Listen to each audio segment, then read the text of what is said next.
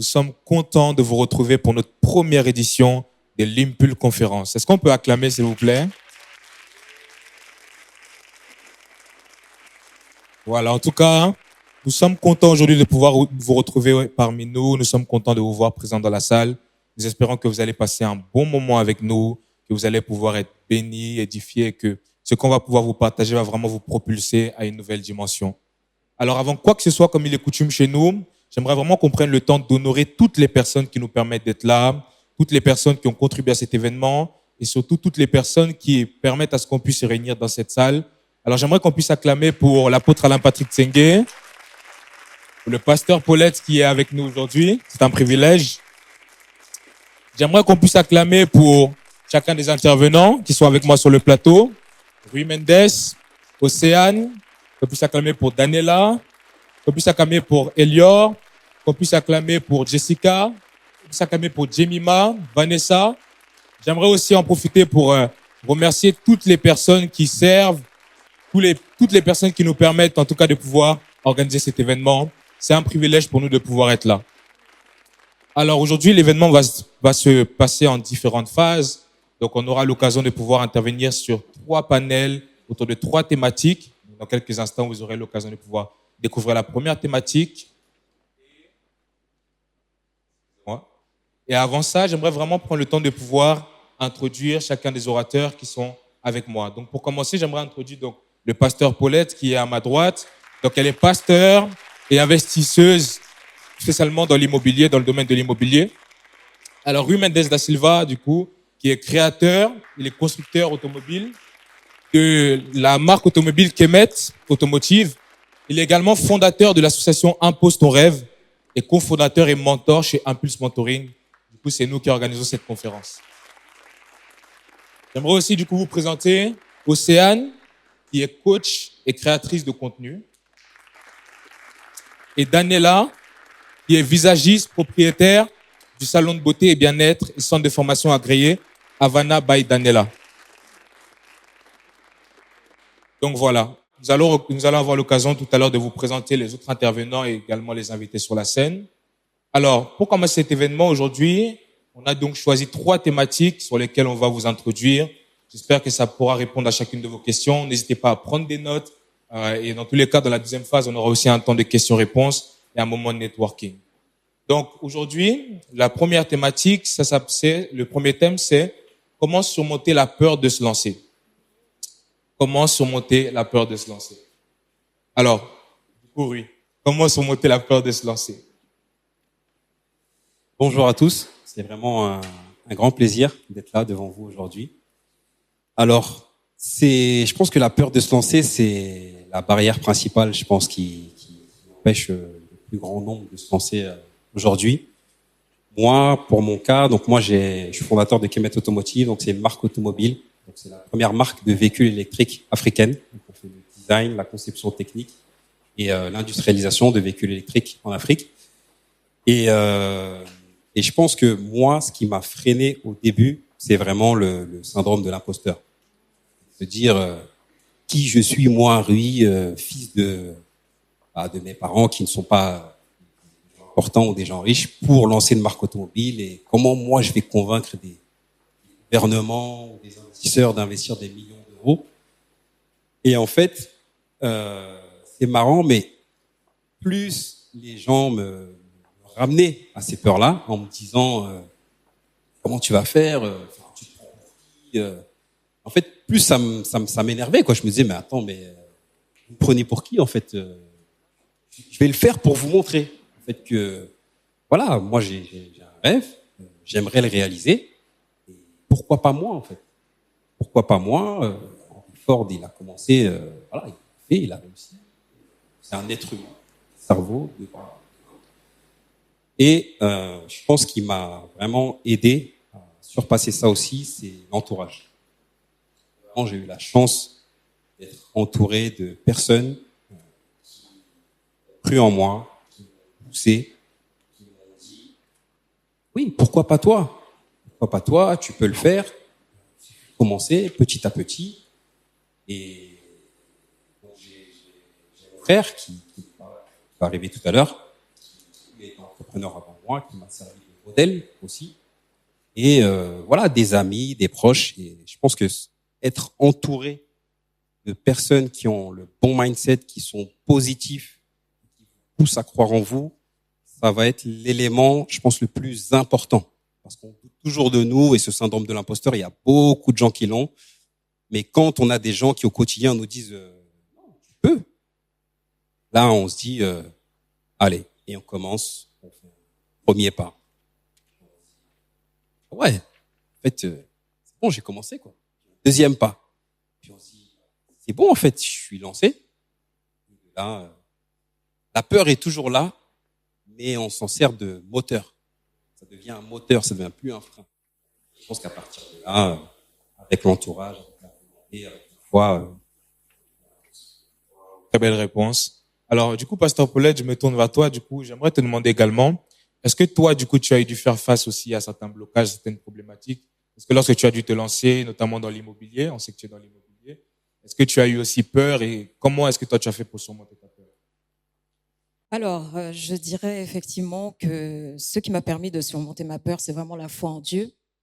Croire que Dieu est capable de m'utiliser et que j'ai des compétences, j'ai des talents en moi pour pouvoir entreprendre. Et l'une des choses qui m'a freinée justement dans le domaine dans lequel je voulais investir, c'est au niveau des banques. J'ai essuyé des noms des banques, mais ça veut pas dire, c'est pas parce que la porte des banques est fermée que tout est fermé en fait. Il faut comprendre qu'il y a un grand Dieu qui existe et j'ai mis ma foi en action. J'ai cru que je peux investir sans les banques et j'ai trouvé la solution en cherchant, n'est-ce pas? Et Dieu m'a conduit et j'ai pu trouver des moyens pour pouvoir investir alors que les banques m'ont dit non et d'avoir mon premier bien immobilier sans passer par une banque. J'aimerais dire à quelqu'un que là où il y a une porte fermée, Dieu est capable d'ouvrir une autre porte afin qu'on puisse faire ce qu'on doit faire en fait. Il faut avoir de la détermination. Il ne faut pas s'arrêter aux portes qui sont fermées en fait pour se dire que non, je ne vais pas y arriver. Non, je me suis pas dit que je ne vais pas y arriver. Je me suis dit je pourrais. Et ensuite, j'ai pu trouver justement ce qu'on appelle les contrats de vente à terme libre. C'est un crédit vendeur où vous avez la possibilité d'être en direct avec un propriétaire sans passer par la banque et signer votre achat. Vous êtes propriétaire quand vous signez et il y a un terme, soit c'est 10 ans, soit c'est 15 ans. Et au bout de ces termes-là, eh ben, vous avez déjà tout remboursé sans passer par une banque. Oh my God! Ah, et j'étais fière. J'avais même envie de retourner chez les banquiers qui m'ont dit non, n'est-ce pas, pour leur dire, voilà, j'ai acheté mon premier bien immobilier sans passer par vous. Donc, je pense que la foi en Dieu, d'accord, est un catalyseur pour pouvoir passer toutes les barrières qui existent. Amen, amen. Alors, Daniela, toi, j'aimerais du coup te poser également la même question. Bon, pour ceux qui ne le savent pas, c'est vrai que toi, ton institut, tu as eu l'occasion de le créer à 19 ans, il me semble. Ton institut, Pardon. tu l'as créé, tu l'as fondé à tes 19 ans, il me semble. Alors, j'ai d'abord été auto-entrepreneur. D'accord. Et mon premier institut, le premier local, Pinon-sur-Rue, je l'ai ouvert 4 ans après. Parce que pendant mes premières années, j'ai commencé dans la chambre de mes parents, chez moi. Ma chambre, chez mes parents plutôt. Et puis, un an après, j'ai eu mon premier appartement. Encore un an après, j'ai eu mon premier studio. Donc, je ne travaillais plus chez moi, mais dans un studio que j'ai transformé en salon d'esthétique. Et puis, encore un an après, j'ai ouvert mon premier salon. Voilà. Très jeune, ouais, 19 ans. Wow. On peut l'acclamer, c'est merveilleux. Mais du coup, en étant aussi jeune, avec ton jeune âge, est-ce que tu n'as pas eu des freins, tu n'as pas eu des peurs, des craintes? Comment est-ce que tu as fait du coup pour surmonter tes craintes et tes peurs? Moi, je rejoins un petit peu ce que disait Rui tout à l'heure. Le tout, c'est d'avoir un très bon entourage, d'avoir des personnes qui croient en vous, qui sont proches de vous. Moi, c'était mes parents, qui m'ont toujours soutenue dans tout ce que j'ai entrepris dans ma vie. Donc ça a été vraiment un élément de soutien pour moi, qui m'a donné vraiment la force de me construire, en fait, tout simplement. Et en ce qui me concerne, sachant que j'ai commencé quand même relativement tôt, l'entrepreneuriat. C'est-à-dire que j'ai terminé mes études en esthétique et en fait, je me suis tout de suite lancée. J'ai jamais travaillé pour quelqu'un, bon, à part quand je faisais un contrat d'alternance, etc. En ce qui me concerne, en fait, la peur, elle s'est développée au fur et à mesure des années avec parfois certains échecs, certaines épreuves. Mais quand on est jeune et qu'en vrai, on n'a pas grand-chose à perdre, qu'on est chez ses parents, en vrai, la peur, on ne connaît pas. On se lance seulement. Il y a un marché à prendre, on se lance. On n'a pas forcément un loyer à payer. On ne s'est jamais cassé la figure en entreprenant quoi que ce soit. Donc, en fait, je pense que c'est vraiment, enfin, en tout cas, pour ma part, c'est quelque chose qui est venu avec le temps. Parfois, on doute de soi. Parfois, on a un échec. On a une épreuve difficile. Et du coup, on se crée des blocages. On se compare aussi. On se compare beaucoup. Parce que maintenant, avec les réseaux sociaux, on a de la poudre, aux yeux tous les jours. Et je pense que c'est humain de se comparer. Et je pense que c'est sain même. Mais c'est aussi sain de se remettre en question et d'être capable de comprendre que chacun avance à son allure, en fait. Il n'y a pas de parcours bien définitif. Wow, merci beaucoup pour ton intervention. Alors, du coup, toi, Océane, j'aimerais te poser cette question. Tout à l'heure, elle a eu l'occasion de parler des réseaux sociaux et disait justement que l'un des freins, c'est qu'aujourd'hui, lorsqu'on regarde les personnes qui sont déjà dans le milieu dans lequel on veut être, bien souvent, on a tendance un peu à se rabaisser en se demandant est-ce qu'on pourra faire comme eux. Toi, qui es justement dans la communication, comment tu as fait, surtout aujourd'hui, pour te démarquer des autres et surtout ne pas avoir peur de, en créant ta propre agence, de ne pas être moindre que ces personnes-là? Pour ma part, en fait, ça a été assez difficile. Même si aujourd'hui, on peut penser que je suis très à l'aise sur les réseaux sociaux ou autres, ça a été un très long chemin. Parce que du coup, je te rejoins, Rui, sur le fait qu'il y a eu le syndrome de l'imposteur, mais il y a aussi eu la peur de l'échec. Je me suis dit, sachant que je lance quelque chose qui, on va dire, entre guillemets, n'existait pas avant, je me suis dit, à tout moment, en fait, ça ne marche pas. J'aurai pas les résultats escomptés.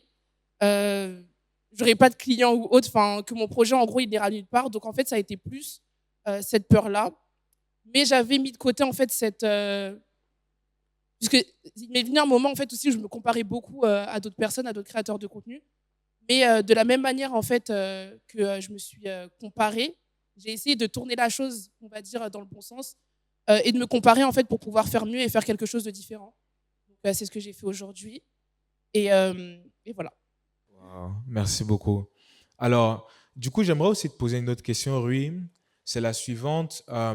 Pour toi, quels sont les blocages psychologiques qui sont les plus courants aujourd'hui chez les jeunes entrepreneurs qui veulent se lancer? Quels sont les blocages auxquels peut-être toi, tu as pu faire face? Peut-être que ça pourra parler à quelqu'un qui est dans la salle.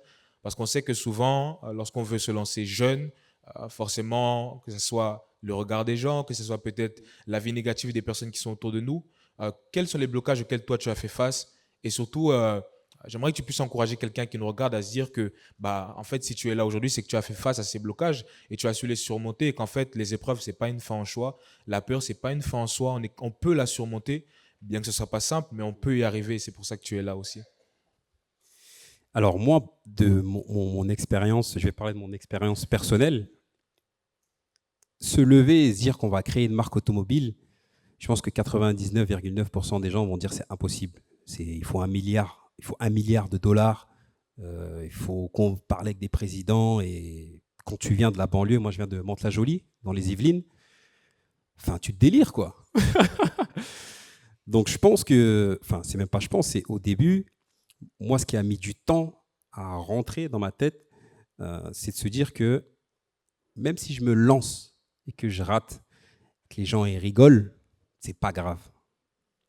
C'est ça en fait, parce que tu te dis, bon, tu vas faire le malin sur les réseaux sociaux, au bout de 2 mois, tu vas te dire, bon, ça y est, c'est fini, les gens vont dire, mais lui, c'est un rigolo, tu vois. Et je pense que c'est ça qui fait peur à plein de gens. C'est le regard des gens. Qu'est-ce qu'ils vont dire si ça ne marche pas? Ils vont rigoler sur moi. Et je l'avais vécu déjà dans une première expérience, comme je disais, dans une boîte précédente que j'avais montée avec mon frère Freddy qui est là. Et on a monté une boîte voilà, de location de véhicules électriques. On est parti jusqu'aux États-Unis. Et aux États-Unis, malheureusement, ça s'est arrêté. Et quand je suis revenu des États-Unis, bah, les gens, ils te croisent dans le train et ils disent t'étais pas à San Francisco, toi? Tu vois? Et ça fait mal. Du coup, tu n'as même plus envie de sortir dehors parce que tu te dis bah, les gens, ils vont se moquer de moi. Et donc, ça, c'est aussi devenu un moteur. Ça que je disais en fait tout à l'heure, c'est de transformer toutes ces choses-là en moteur et de se dire que se servir de cette peur, de ce regard des gens et se dire bah, vous savez quoi, je ne vais pas lâcher. Je ne vais pas lâcher et je vais vous montrer que je peux le faire. Malgré qu'il n'y a plus d'argent. Et donc, c'est ce que j'ai envie de vous dire, c'est que le regard des gens, ça ne tue pas. C'est qu'un regard, ça ne vous touche pas, ça ne vous lie pas les mains, ça ne vous lie pas les jambes. Et une fois que vous arrivez à passer au-dessus de ça, de se dire, bah, ils ont qu'à rigoler, moi je m'en fous, je sais ce que je fais, je sais où je vais. Et d'avoir aussi ces gens autour de vous qui vous disent, bah, calcule-les pas, c'est pas grave. Nous, on croit en toi. Et le pasteur aussi en parlait tout à l'heure, la foi, croire en soi. Il y en a qui vont croire en Dieu, il y en a qui vont... Enfin, voilà, cette foi de se dire, je crois en quelque chose de plus grand que tout ça, et peu importe ce que les gens disent, bah, moi, je vais y aller. Et à partir du moment où on arrive à passer au-dessus du regard des gens, moi, je dis que le monde, il est à nous, parce qu'en fait, toutes les idées qu'on a, on va les faire, parce qu'on n'aura plus peur. Donc, en fait, tu as une idée de dingue, tu vas y aller. Tu vas rater, tu vas dire, c'est pas grave, je vais faire ça. Et les gens dehors, ils vont se dire, mais il est fou ce gars-là. Tous les jours, il nous sort un nouveau business, tous les jours, il nous sort une nouvelle idée, il n'arrête pas. Mais toi, tu sais où tu vas. Et un beau jour, tu vas réussir et tu vas t'asseoir et tu vas dire, waouh, heureusement que je n'ai pas lâché. Waouh, waouh. Merci beaucoup, Rui.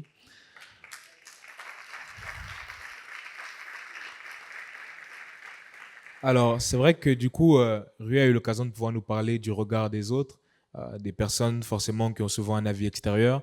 J'aimerais savoir, est-ce que toi, du coup, Pasteur Paulette, tu as eu l'occasion aussi d'avoir des personnes qui, lorsque tu as parlé de tes projets, de ta vision, ils n'ont pas forcément cru en toi.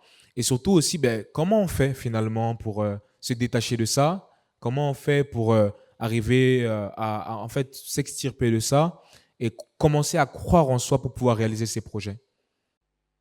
Alors moi, j'ai pas eu de personnes qui m'ont démotivée ou qui ont eu un mauvais regard sur moi, parce que moi, j'aime pas trop partager mes projets. Je préfère le partager dans le lieu secret avec Dieu. Et moi, ce qui a fait ma force, c'est avant tout la détermination. En fait, j'avais un objectif clair, 10 cas par mois que je voulais avoir. Et en fait, je suis très déterminée, je suis jusqu'au boutiste. Et peu importe les obstacles que je peux rencontrer, je me dis, il y a toujours une solution, en fait. Que derrière chaque montagne, eh ben, il y a un trésor caché. Et que, en tout cas, ce que j'ai fait, c'est développer, en tout cas, cette force intérieure qui m'amène à pouvoir braver tous les obstacles. Alors, la difficulté que j'ai rencontrée dans le domaine de l'immobilier, c'est surtout avec les entrepreneurs.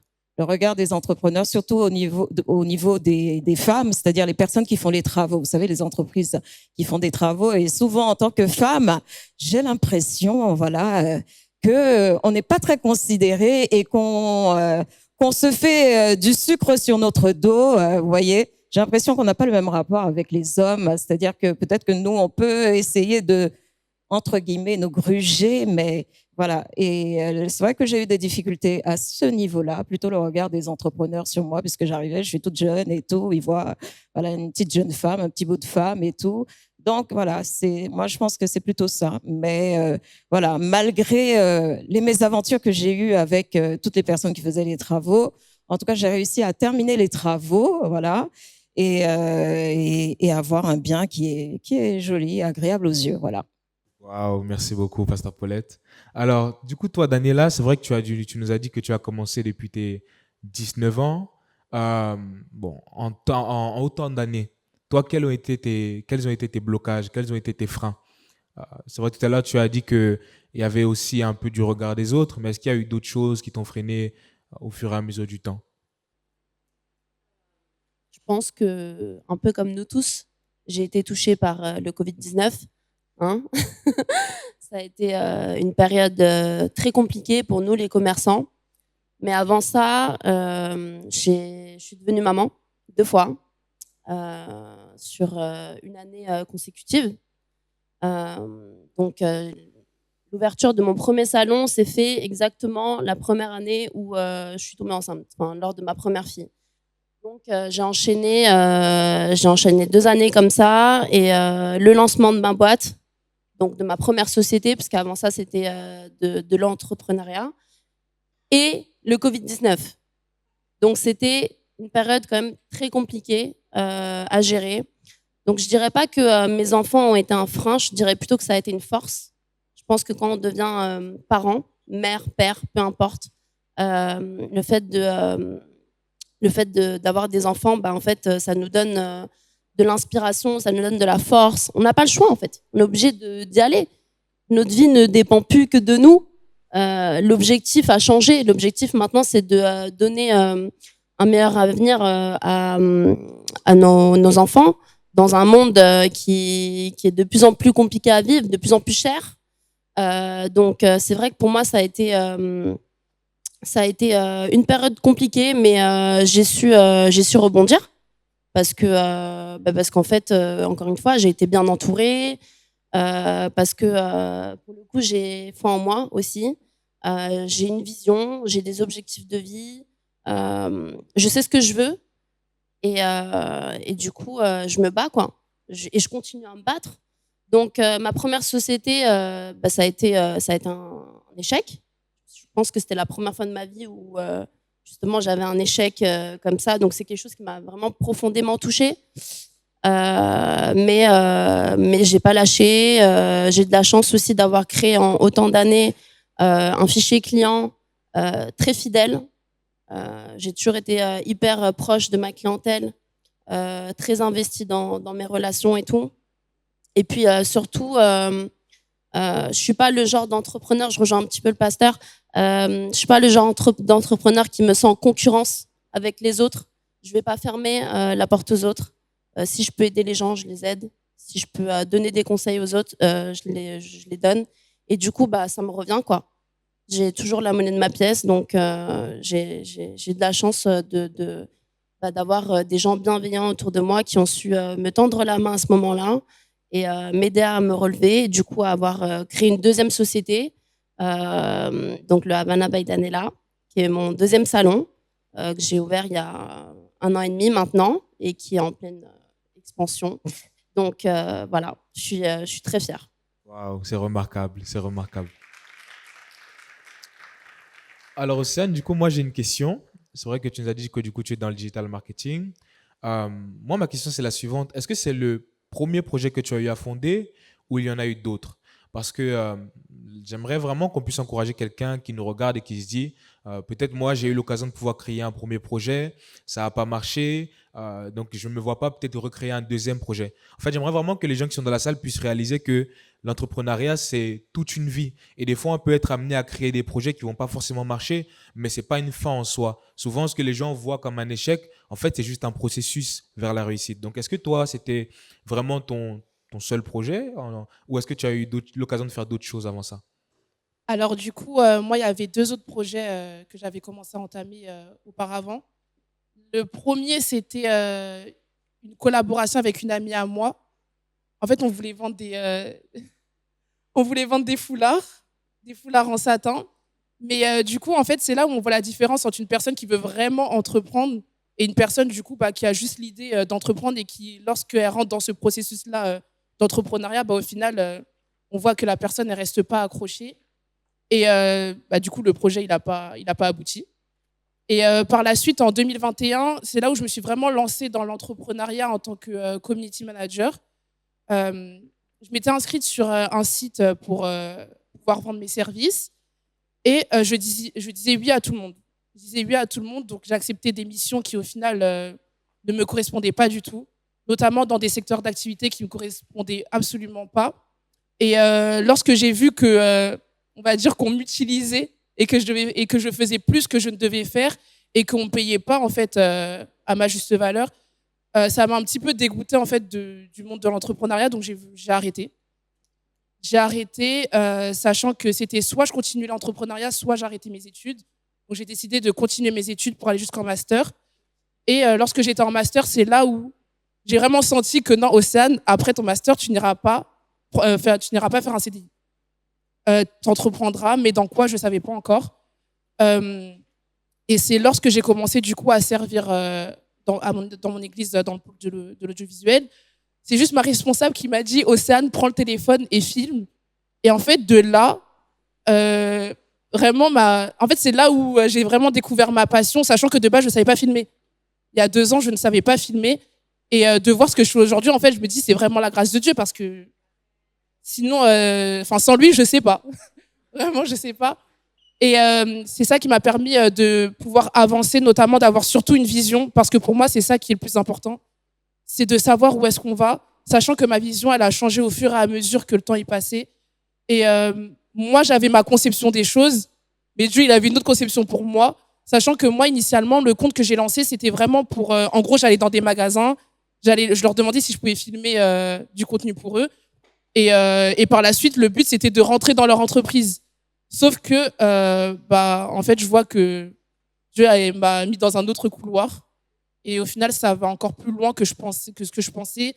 Travailler avec des influenceurs de renommée, de grosses entreprises, etc. Donc, Waouh, waouh, waouh. On peut acclamer.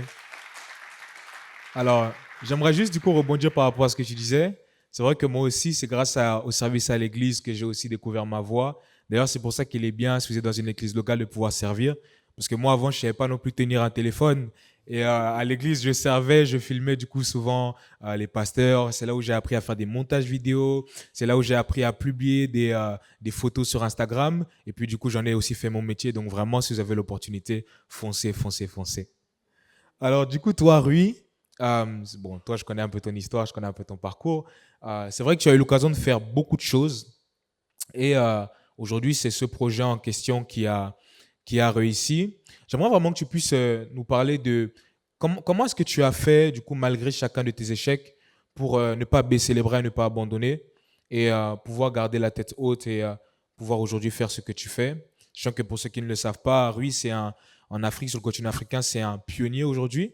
Parce qu'à moins que je le sache, il n'y a pas de marque aujourd'hui qui existe, de marque d'automobile spécialement africaine. C'est vrai que la plupart des voitures qu'on voit, souvent, c'est des voitures qui sont importées. Donc, ce que tu fais, c'est quelque chose de remarquable. Et moi, ça me fait rigoler parce que lorsqu'on a eu l'occasion la dernière fois de faire la masterclass ensemble, il m'expliquait que lorsqu'il a donc eu l'occasion de présenter son projet aux membres de sa famille, en fait, c'est les membres de sa famille qui ne croyaient pas en lui. Il y avait ses amis, mais il y avait aussi les membres de sa famille qui avaient du mal à croire en lui parce que le projet était bien trop grand pour eux. Mais aujourd'hui, il est toujours là et les choses se passent très bien. Donc, comment tu as fait pour ne pas baisser les bras et pour pouvoir garder la tête haute? Alors, ça a l'air simple dit comme ça, mais c'est vraiment la résilience dont on parle souvent et c'est pour ça que tu m'as approché comme ça d'ailleurs, c'est pour ça que je me suis dit, lui là, c'est la résilience, c'est vraiment cette capacité à se dire, je ne vais pas lâcher. Je ne sais pas s'il y a des fans de Naruto ici, mais moi, Naruto, c'est mon... Enfin, ce gars-là, il est parti de rien. Le seul truc qu'il dit, c'est « je n'abandonnerai jamais ». Peu importe ce qui se passe, que ça ne marche pas, qu'il y ait des problèmes, qu'il y ait... Et c'est juste ça. Après, c'est dur parce que des fois, il n'y a pas d'argent, les gens, ils n'y croient pas. Et en prenant du recul, il ne faut pas en vouloir aux gens qui ne croient pas. Parce que la vision, elle est venue en nous. C'est nous qui l'avons. Eux, la vision, ils ne l'ont pas. Donc, en fait, tu ne peux pas leur vouloir d'un truc que toi, tu as, que toi, tu veux faire. Donc, au début, ça fait mal, mais après, avec la maturité, avec le temps, tu dis, en vrai, c'est à moi de leur montrer que ce que je veux faire, c'est sérieux, qu'il faut qu'ils croient en moi. Mais c'est vraiment ce truc de se dire, faut pas abandonner. Faut pas abandonner. Et il y a une phrase que j'aime beaucoup, on dit que les gens qui réussissent, c'est des gens qui ont juste essayé une fois de plus.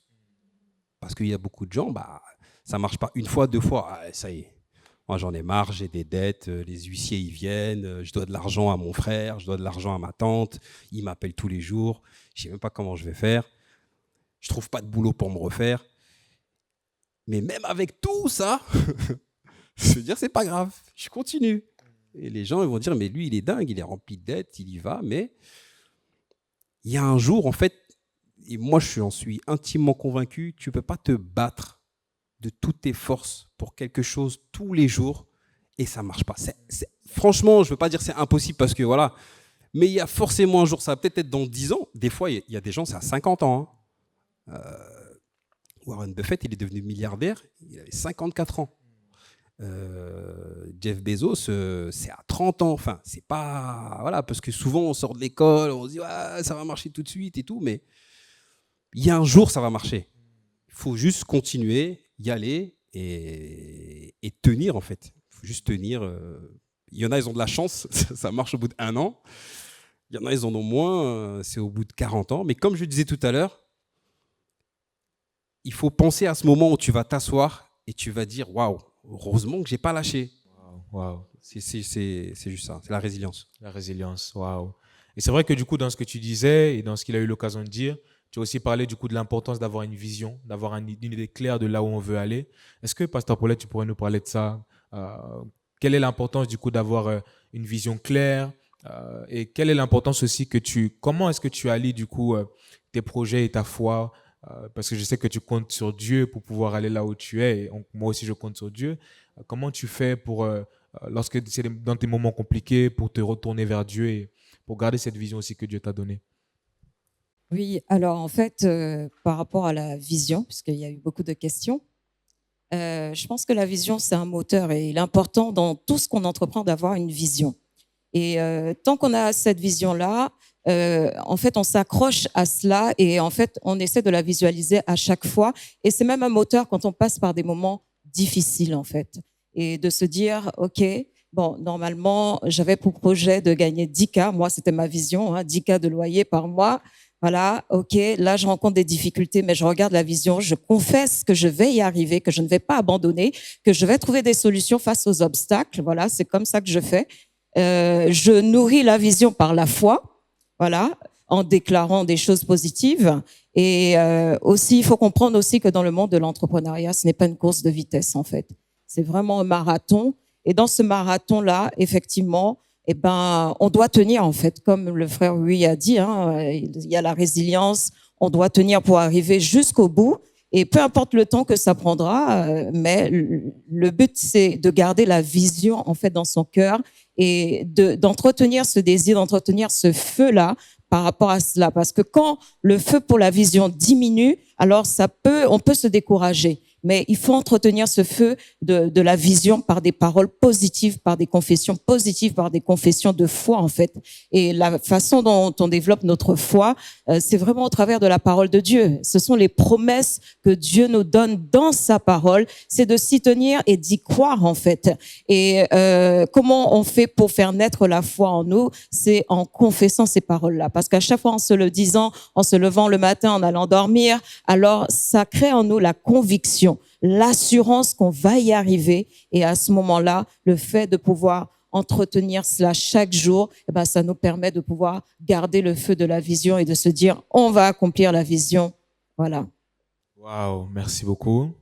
Merci beaucoup. Et du coup, pour finir, Daniela, est-ce que tu aurais peut-être quelque chose que tu aimerais dire à quelqu'un qui te regarde là dans la salle et qui se dit j'aimerais peut-être être comme elle, parce que je pense qu'aujourd'hui il y a beaucoup de filles qui veulent peut-être se lancer, ouvrir des instituts de beauté, peut-être des filles qui font des ongles, donc quel est l'encouragement que tu pourrais leur donner à elles qui te regardent? Dans un premier temps, déjà, je voulais vous remercier tous les deux de m'avoir invitée en tant qu'intervenante pour parler en fait tout simplement de mon salon de beauté.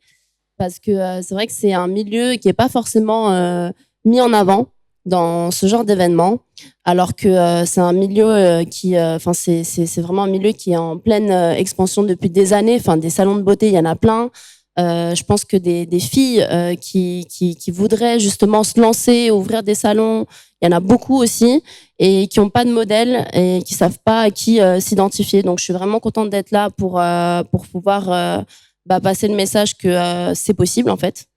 Et déjà, je suis très contente aussi qu'il y ait beaucoup de femmes, qu'il n'y ait pas que des hommes, parce que dans ce genre d'événement, en général, on voit beaucoup d'hommes, mais les femmes n'osent pas venir parce qu'elles pensent que c'est inaccessible l'entrepreneuriat, c'est que pour les hommes, c'est terminé ça. Maintenant, on est dans une ère où les femmes contrôlent les réseaux sociaux, les filles. Donc non, il faut se servir des. C'était un petit pic. Non, il faut vraiment se servir des outils qu'on a au jour d'aujourd'hui pour pouvoir se lancer. Il y a pas de, enfin, c'est pas parce que une personne, comme le disait tout à l'heure le pasteur Erui, c'est pas parce qu'une personne y arrive plus vite qu'une autre. Parfois, il faut beaucoup plus d'années, il faut plus d'expérience. Mais à force de redoubler d'efforts, je pense on arrive toujours à atteindre un objectif. Alors peut-être pas celui qu'on avait imaginé, mais peut-être un objectif encore meilleur. Donc voilà, franchement, je suis vraiment ravie aujourd'hui de pouvoir parler devant vous tous. Et enfin voilà, j'ai pas les mots. Merci beaucoup. Et du coup, pour finir, Océane, c'est vrai que j'ai une question Bon, c'est vrai qu'on avait eu l'occasion d'en discuter. Et quand on parlait de ton parcours, moi, il y a une chose qui me surprend encore aujourd'hui, c'est que tout ce que tu fais, tu le fais avec ton téléphone. Tout ce que tu fais, tu le fais avec ton téléphone. Et je sais qu'il y a des personnes qui sont dans la salle et qui se disent, moi aussi, j'aimerais peut-être me lancer dans la communication, mais j'ai pas les fonds nécessaires pour acheter des caméras. Moi, je sais que c'était mon souci aussi au départ. Je me disais, mais waouh, comment je vais faire pour me démarquer au milieu de toutes ces personnes? Ils ont des grosses caméras, ils ont donc ils ont plus de moyens que moi. Comment est-ce que tu peux encourager quelqu'un qui est là, parce que toi, tu le fais avec ton téléphone, et d'ailleurs, tu le fais très bien. Et des fois, des fois, je me demande même c'est juste incroyable, quoi. Donc, comment tu peux encourager quelqu'un qui est là et qui se dit, mais et qui peut-être va se comparer à quelqu'un d'autre qui a plus de moyens que lui pour lui dire que c'est possible aussi. En fait, moi, il faut savoir que j'étais aussi dans ce cas-là. Lorsque j'ai lancé ma première vidéo, à la base, je me disais, je crois que j'ai lancé en avril, il y a 2 ans. Il y a 2 ans. Et sauf que l'idée, je l'ai eue au mois de janvier. Et de janvier à avril, en fait, je repoussais le moment en me disant non, Océane, tu dois filmer avec une caméra. Non, Océane, tu dois faire une vidéo avec une vraie qualité, etc.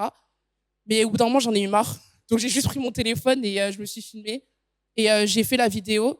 Je l'ai montée rapidement. Après, j'ai cliqué sur poster. J'ai retourné mon téléphone. Pendant 24 heures, je ne suis pas retournée sur Instagram. Et après, j'ai vu tellement de retours. J'étais très, très, très surprise des retours que j'ai eu à avoir. Et en fait, on a tous un téléphone aujourd'hui en notre possession. Et un téléphone, ça équivaut réellement à une caméra. Donc, il n'y a pas besoin de voir grand. Demande-toi déjà ce que tu as entre tes mains et comment est-ce que tu peux l'utiliser. Et dis-toi que même avec peu, tu peux faire beaucoup. Et moi, en tout cas, c'est la vision que j'ai eue bien après, pardon, que je me sois lancée. C'est que j'ai compris, en fait, juste avec mon téléphone, je pouvais faire plein de choses. Donc, pourquoi attendre de devoir économiser, acheter une caméra, etc., sachant que c'est quelque chose de beaucoup plus simple à utiliser, je trouve, qu'un téléphone, qu'une caméra. Et moi, j'aime pas les choses compliquées. Donc du coup, voilà, en tout cas, si quelqu'un souhaite se lancer, j'invite réellement à faire ce qu'elle souhaite faire, parce que je sais que pour beaucoup de jeunes, ils ont ce frein-là en se disant que d'autres font déjà ou qu'ils ne pourront pas faire mieux que d'autres personnes. Mais chacun a sa touche et chacun apporte quelque chose de différent, en fait. Merci beaucoup, merci, merci. Alors du coup, j'aimerais vraiment vous remercier. Merci. Est-ce qu'on peut prendre le temps vraiment de les acclamer, chacun d'eux? Voilà. Donc, maintenant, nous allons passer du coup au deuxième panel. Je vais donc vous laisser pouvoir reprendre les places et je vais du coup inviter les autres intervenants à pouvoir me rejoindre.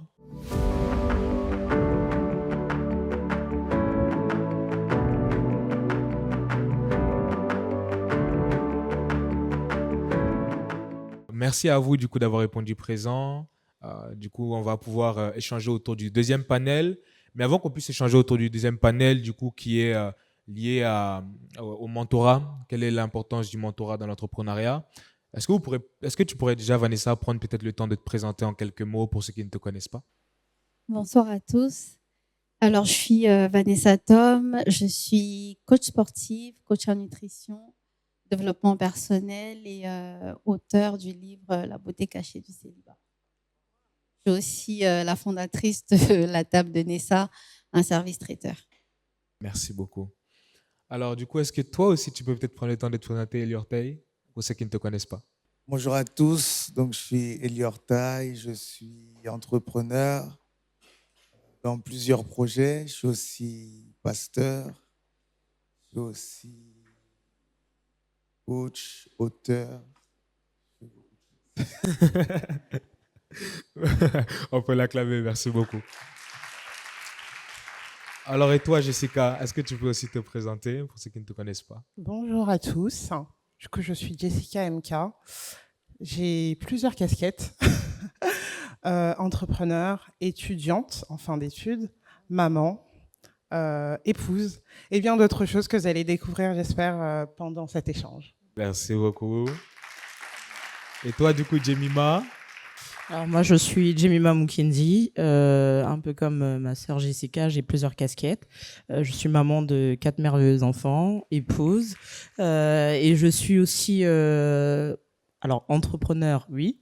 Depuis maintenant 3 ans, j'ai mon institut de beauté dans le 77 à Melun exactement. Et j'ai plusieurs casquettes aussi que j'espère qu'on pourra découvrir là au fur et à mesure. Waouh, merci beaucoup. Alors, du coup, le deuxième panel, c'est autour du mentorat. Parce que c'est vrai que souvent, lorsqu'on commence, il y a une des choses que moi, je dis souvent, c'est que l'entrepreneuriat ne peut pas être dissocié du mentorat.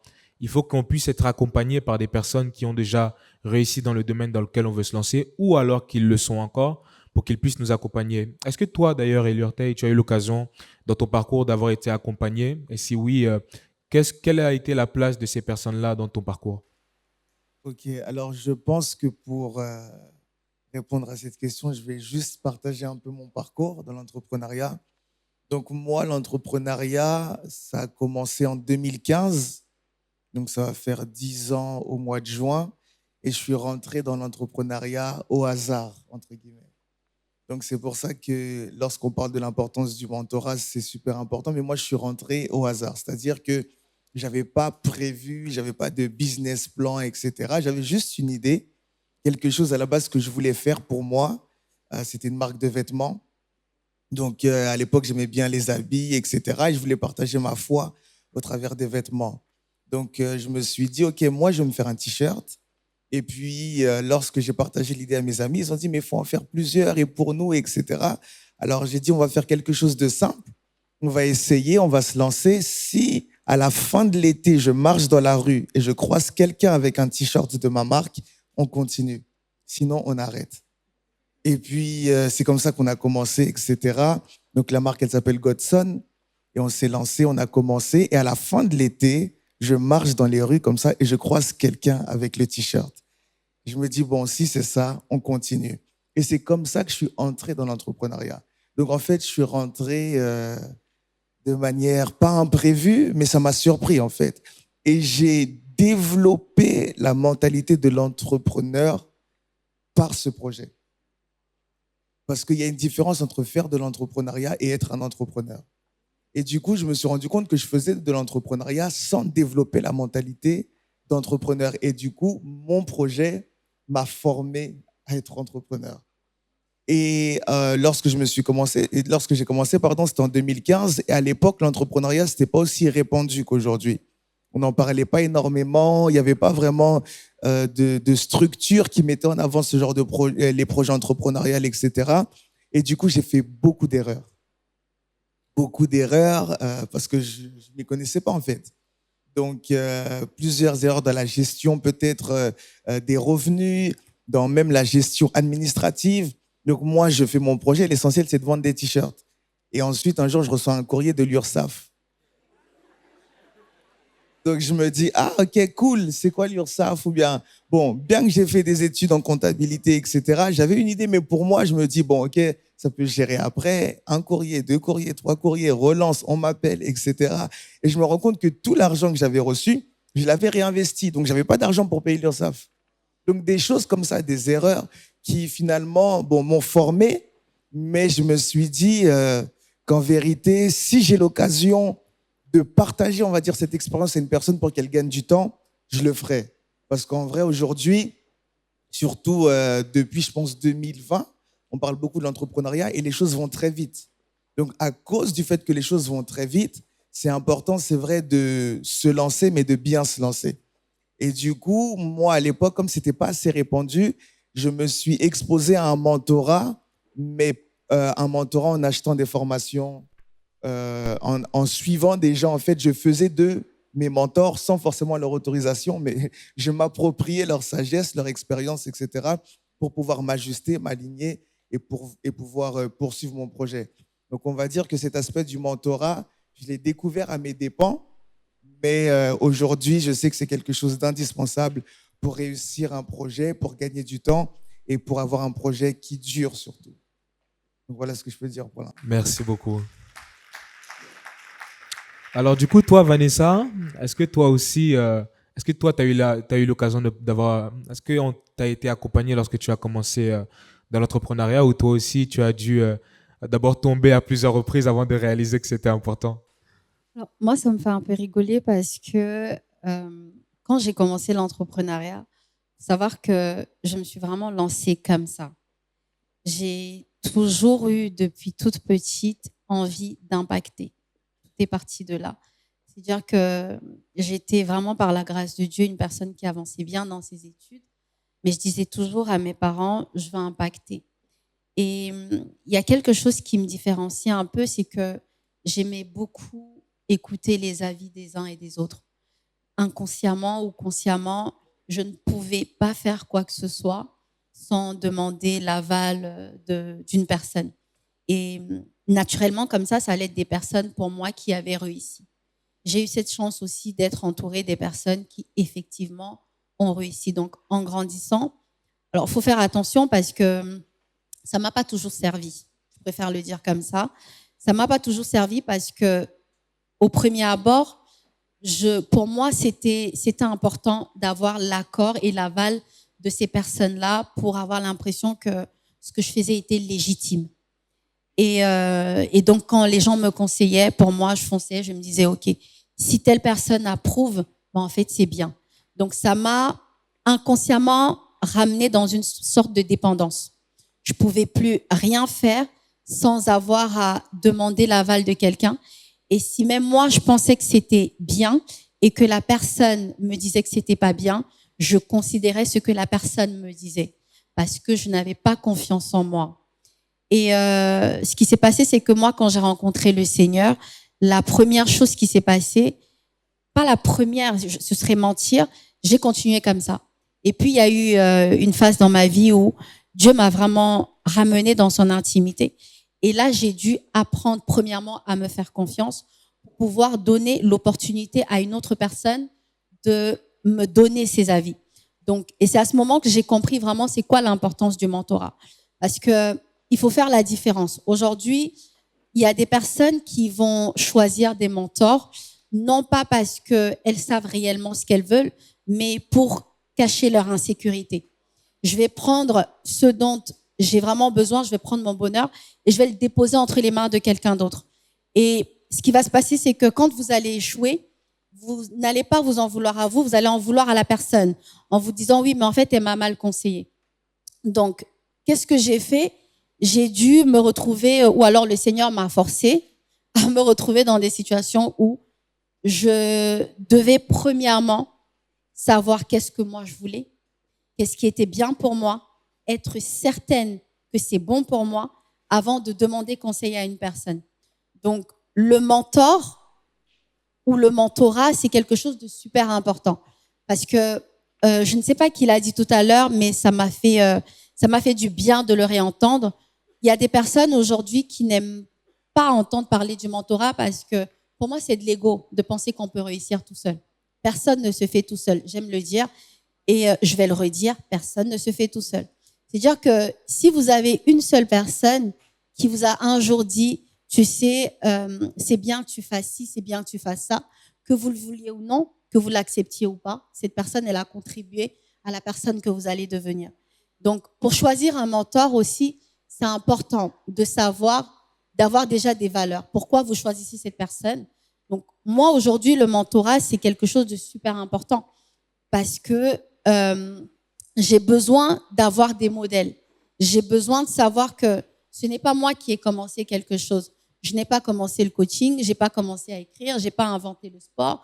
Donc, oui, j'ai besoin d'apprendre des personnes qui ont avancé et même des personnes qui commencent parce que il y a quelque chose aujourd'hui, je trouve, dans notre génération, c'est qu'on est une génération un peu pressée et orgueilleuse.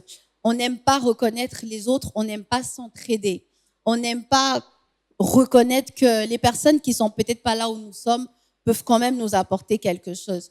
Donc moi, je pense que le mentorat c'est même la ligne vraiment décisionnelle de l'entrepreneuriat en vrai. Merci beaucoup pour ton témoignage et merci pour ton retour d'expérience.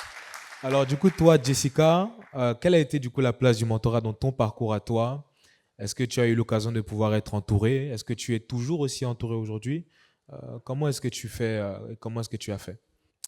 Merci pour la question. Alors, je vais y répondre brièvement, mais avant cela, j'aimerais déjà qu'on puisse définir le mentorat.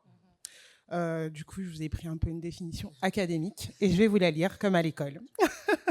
Donc, le mentorat est défini comme ceci. C'est une relation dans laquelle une personne plus expérimentée partage son savoir, son expérience et son réseau avec une personne dans le but de la faire progresser. Est-ce qu'une personne peut répéter après moi « progresser » ? Moi, je veux qu'on soit actif. Hein. On est venu ici pour être impulsé. Donc, je veux qu'on soit actif et je veux qu'on soit en interaction ensemble.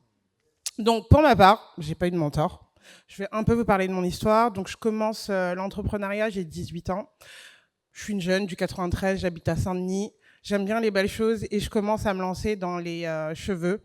Donc, je voyage, je vais à Chennai et je vais acheter des brésiliennes. Je revends aux filles de mon quartier, ou de ma ville plutôt, et je fais de l'argent. Je fais de l'argent, beaucoup d'argent, et j'aimais bien les belles choses parce que je suis congolaise, vous voyez ce que je veux dire.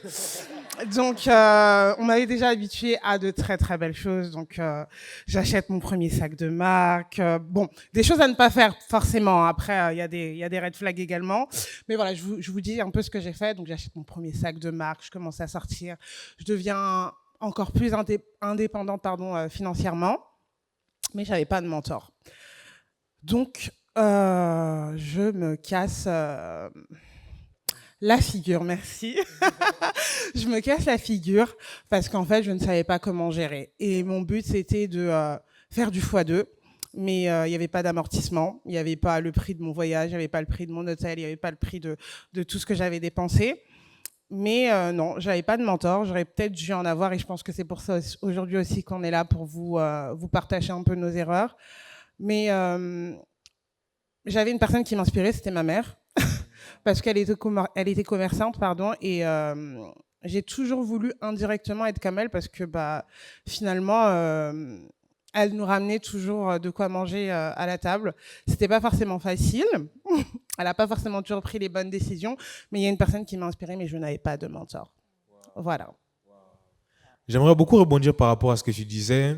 Et c'est vrai que souvent, lorsqu'on parle de mentor, les gens pensent directement que le mentor, c'est quelqu'un qui est... c'est forcément Jeff Bezos ou Elon Musk ou ce type de personnes-là. La plupart du temps, moi, j'ai réalisé que les mentors sont des personnes qui sont autour de nous et qui réussissent dans des domaines ils ne sont pas forcément médiatisés, mais quand on les regarde, moi, par exemple, quand je prends le parcours de mon père, d'ailleurs je le salue et je pense qu'il nous regarde, lorsque je regarde son parcours, il est très impressionnant. Et c'est quelqu'un qui a toujours su se débrouiller, il a créé plein d'entreprises et ouais, aujourd'hui, c'est un modèle pour moi. Et je pense qu'un jour, ça l'a surpris parce que du coup, je prends le temps de ma soeur et je dis, papa, est-ce que tu peux m'aider par rapport à mon projet? Et il me dit, waouh, franchement, il était surpris par rapport à ça. Parce qu'en fait, souvent, on ne réalise pas qu'autour de nous, on a des personnes qui entreprennent aussi. Moi, j'ai des oncles qui entreprennent, j'ai des tantes qui entreprennent.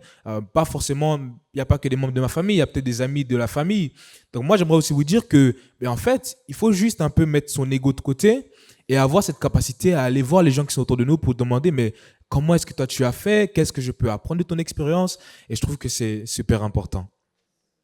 Alors du coup, toi, Jemima, quel a été ton parcours et quel a été comment est-ce que ça s'est passé toi de ton côté? Est-ce que tu as été encadré? Est-ce que tu as été mentoré? Alors, je vais reprendre un petit peu aussi le parcours un petit peu moi de ma vie avant de rentrer dans l'entrepreneuriat.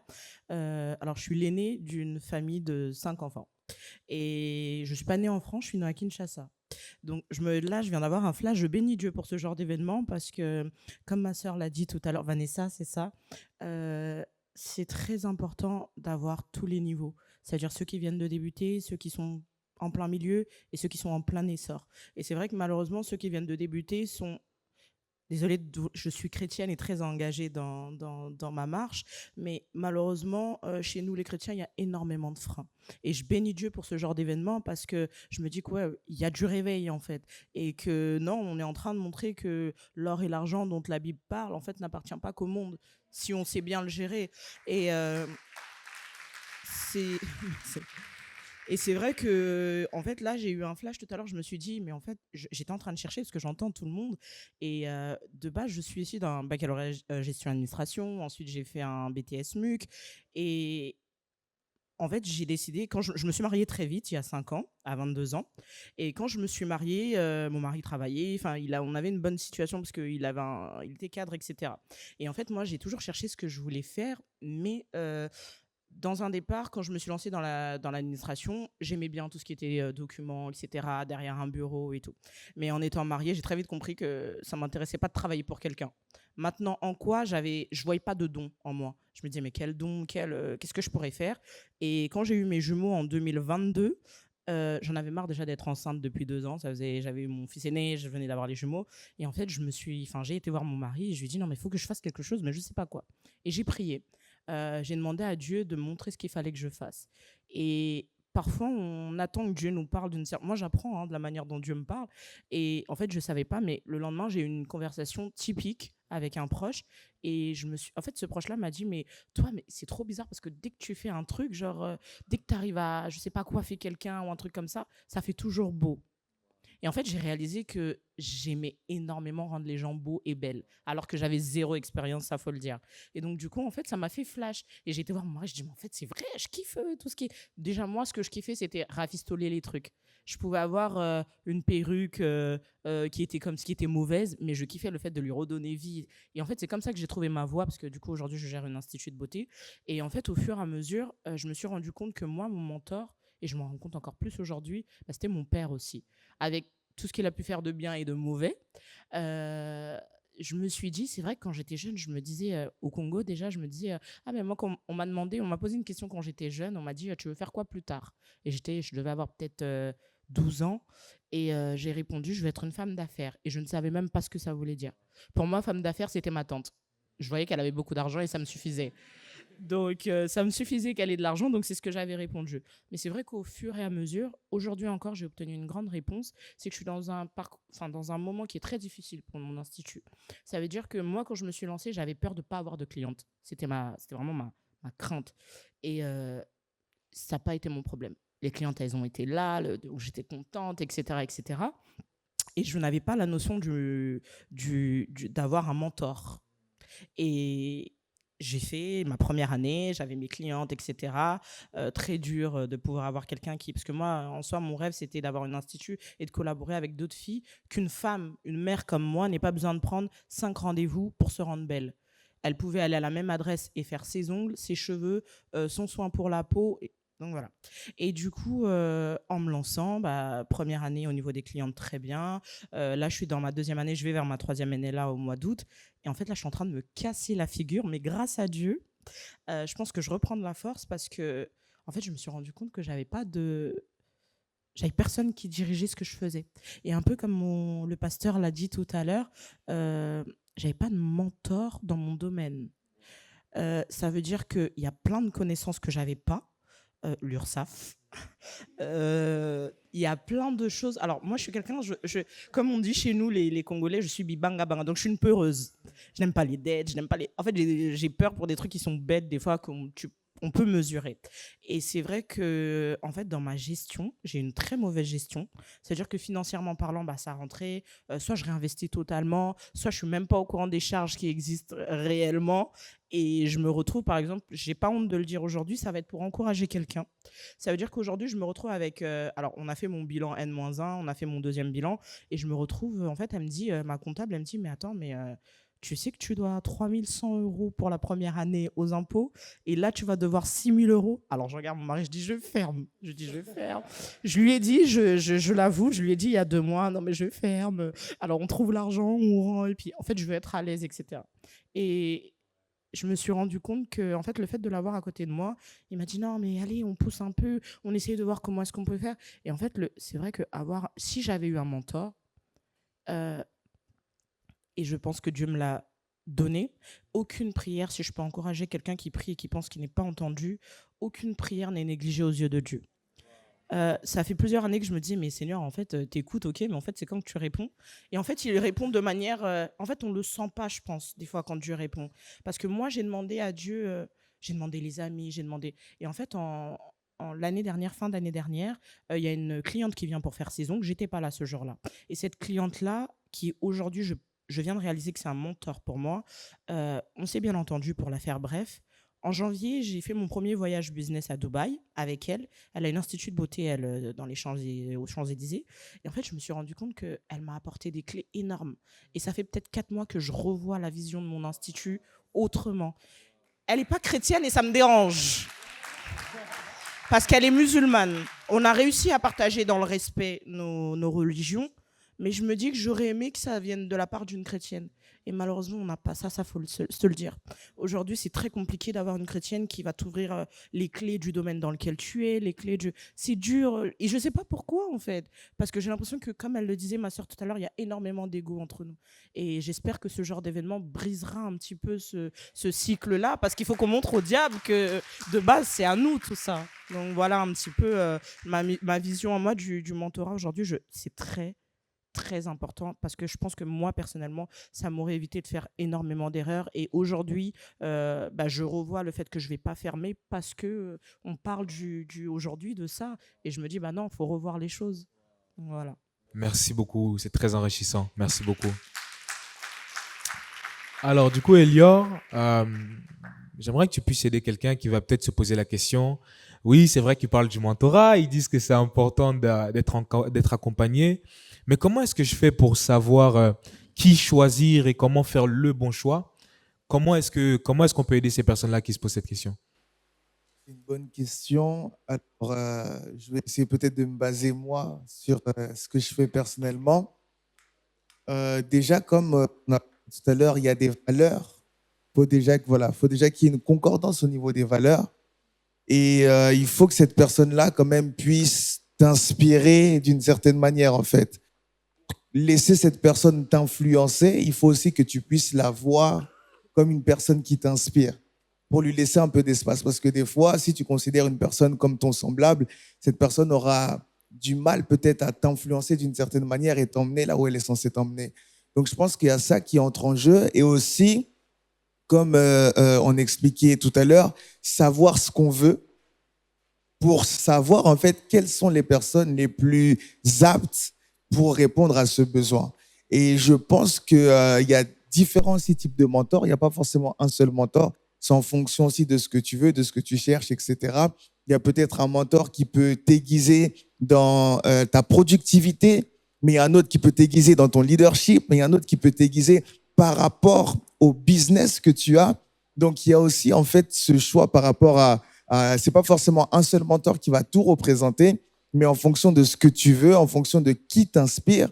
Bien sûr, quand il y a des preuves, des résultats, c'est toujours aussi un plus. Mais moi, on va dire, je me baserai sur les valeurs de la personne, la manière dont elle m'inspire. Peut-être je réalise qu'elle a fait un pas de plus. Un mentor, c'est pas forcément quelqu'un qui a fait 1000 pas de plus. Des fois, c'est juste un pas de plus. Et j'aime bien dire, des fois, c'est plus difficile pour une personne qui est peut-être tout haut d'aider une personne qui est tout en bas, plutôt que d'une personne qui a juste fait un pas de plus. C'est tout frais pour lui. Il sait ce qui lui a fait passer du point 0 au point 1, alors qu'une personne, des fois, qui est au point 1000, il y a tellement de choses, tellement de réalités, qu'elle ne saura pas forcément t'aider par rapport à ce que tu veux. Donc, c'est vraiment ça, identifier que la personne a fait un pas de plus. Et moi, justement, j'aime bien avoir des mentors qui ne sont pas trop éloignés de moi non plus, donc qui savent exactement dans quelle saison je suis, dans quelle phase je suis, pour pouvoir m'aider et m'aiguiller. Merci beaucoup pour ce que tu as pu partager. Alors, du coup, toi, Vanessa, si c'était à refaire, est-ce que tu ferais autrement?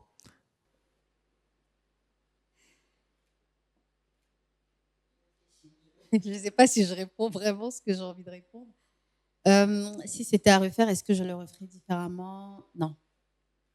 Non, parce que je crois aujourd'hui, parce que je suis chrétienne, je crois et j'aime beaucoup ce verset qui dit que toute chose concourt au bien de ceux qui aiment Dieu. Et je pense que ça devient mon verset préféré.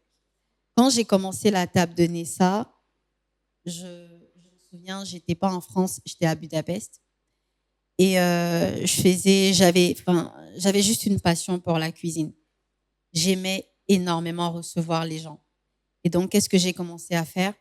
J'ai commencé du poisson braisé. Chez nous, c'est du poisson braisé. Moi, je suis camerounaise.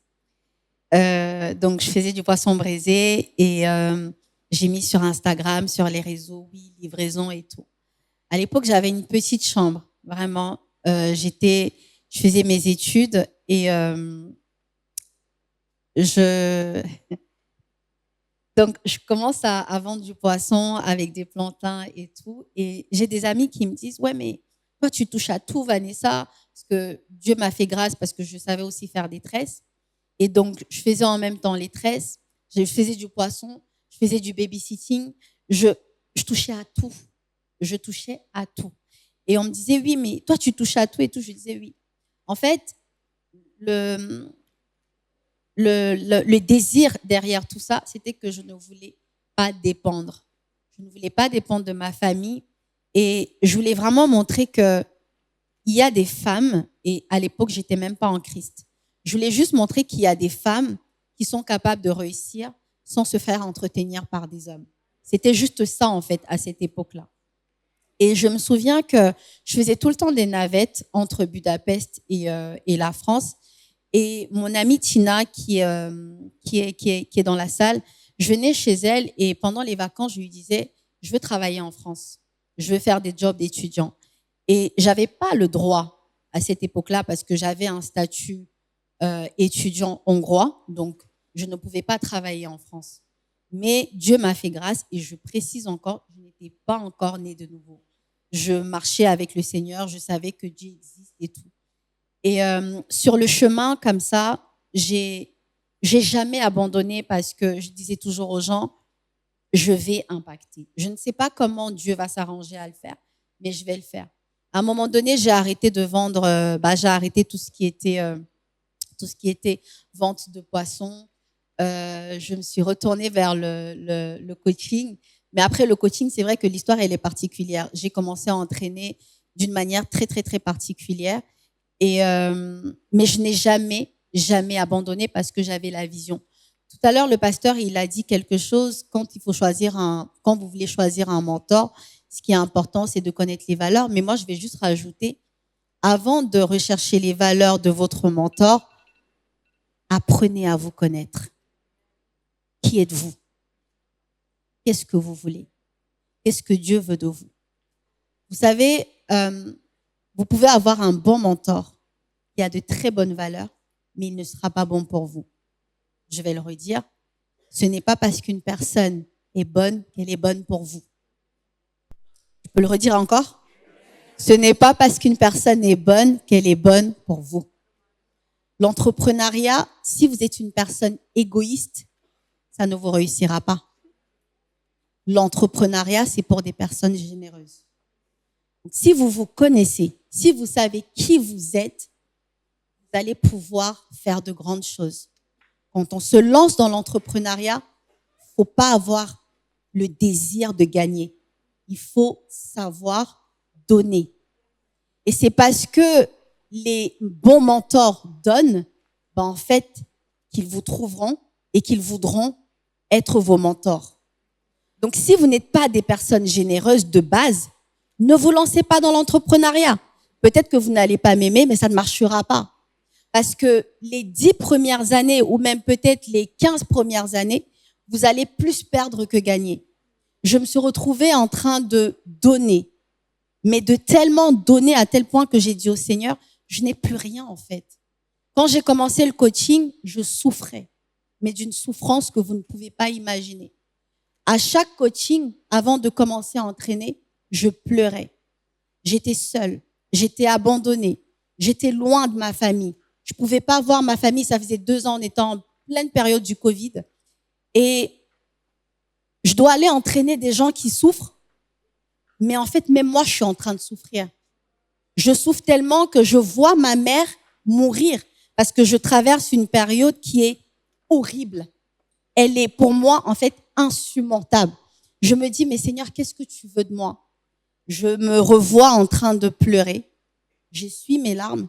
J'allume mon ordinateur et je dis à une personne, t'inquiète pas, ça va aller. Et pourtant, au fond de moi, je ne sais même pas comment moi-même je vais faire pour payer mon loyer. Il y a des gens qui m'ont acclamé, qui m'ont dit, ouais, mais Vanessa, t'aimes tellement le sport, parce que je faisais des séances de coaching à 5 heures du matin. Ouais, mais non, c'était pas l'amour du sport, c'était surtout que je devais payer un loyer. Je devais payer un loyer, j'avais pas envie d'appeler toute ma famille, alerter le monde entier, parce que pour moi, c'était une épreuve et parce que je savais où je voulais aller. Qu'est-ce que Dieu dit de vous? Qui êtes-vous? Si vous vous connaissez, vous pourrez choisir un mentor. Et là, les valeurs vont suivre. Je suis une personne, je parle pas de moi, donc je parle de vous. Vous vous dites, je suis une personne intègre. Je suis une personne impulsive. Je peux avoir un mentor en face de moi qui est très calme.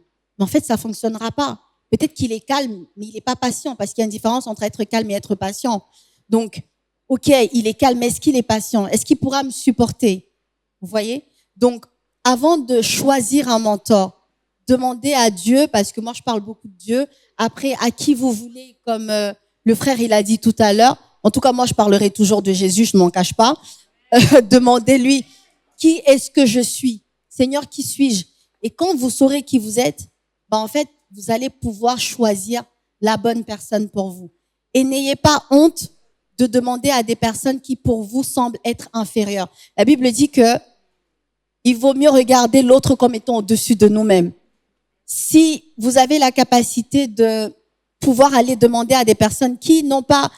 Après, vous savez, on est dans un monde où chacun fait semblant. Sur les réseaux sociaux, tout le monde est riche. Tout le monde est très, très, très, très, très riche. Si vous allez sur mon compte Instagram, vous allez vous dire que j'ai des chiffres, mais je peux vous dire que bon, voilà, la réalité est tout autre. Mais voilà, tout le monde est riche sur les réseaux sociaux. Apprenez à savoir qui vous êtes. Donc, pour répondre à ta question, est-ce que j'aurais changé les choses? Non, parce que je crois aussi que c'est à force de toutes ces choses que j'écris mon histoire. Soyez fiers de vos histoires. Soyez fiers de vos échecs. Soyez fiers de votre parcours. Soyez fiers des déceptions que vous allez avoir, des non, des oui. Parce que, en fait, finalement, tout ça va contribuer aux personnes que vous êtes censés devenir. Et c'est ça qui fera votre histoire. Donc, moi, non. Si je devais recommencer, j'accepterais de repasser par les mêmes souffrances parce que je sais là où je vais aujourd'hui. Waouh, merci beaucoup. Alors, j'aimerais juste encourager quelqu'un et du coup rebondir par rapport à ce que tu as dit. Parce qu'il est vrai que du coup, moi, beaucoup de personnes me demandent souvent pourquoi j'ai écrit un livre. Il faut savoir que la période dans laquelle j'écris le livre, c'est un moment où moi aussi, je devais plus de 2 mois de loyer. Donc, j'avais créé une première agence où j'ai eu l'occasion de signer 8 joueurs professionnels en 1 mois. Et je crois que le mois d'après, je perds presque 6 des 8 joueurs. Donc, ça commençait à devenir compliqué. Et puis, je prie et je dis, Seigneur, mais voilà, mais qu'est-ce que je peux faire? Comment est-ce que je vais faire pour payer toutes ces choses? Et c'est là où le Seigneur me dit, en fait, tu vas écrire un e-book et tu vas encourager les autres. Et je dis, oui, mais Seigneur, c'est pas en écrivant un e-book, en encourageant les autres que je vais pouvoir, payer mes dettes. C'est là où le Seigneur me répétait en fait une chose, c'est qu'il y a plus de bonheur à donner qu'à recevoir. Et souvent, on va d'abord se focaliser sur qu'est-ce que moi je peux gagner en faisant cette chose-là. Et c'est là aussi j'ai compris une autre chose que j'aimerais vous partager, c'est qu'en vérité, les entreprises qui réussissent, c'est des entreprises qui répondent aux besoins des autres. Toutes les entreprises que vous allez voir qui réussissent, c'est des entreprises qui répondent à un besoin. Donc, si vous êtes d'abord focalisé sur qu'est-ce que moi je vais gagner en faisant ça, vous n'allez absolument rien gagner. Il faut plutôt se tourner vers les autres. Comment est-ce que je peux aider les autres? Comment est-ce que je peux faciliter le quotidien des autres? Est-ce que si je fais ça, ça va pouvoir rendre quelqu'un joyeux? Et ça va toujours vous revenir. Parce que finalement, c'est ce e-book-là qui m'a donné d'avoir des connexions avec mon associé. C'est cet e-book-là qui m'a donné de pouvoir organiser ce qu'on fait aujourd'hui. Donc en vérité, moi qui pensais ne rien gagner en faisant ça, parce que j'ai juste obéi à la voix de Dieu à ce moment-là, voilà où nous sommes aujourd'hui. Donc j'aimerais vraiment vous encourager là-dessus. Faute de temps, du coup, on va devoir s'arrêter là pour le panel 2.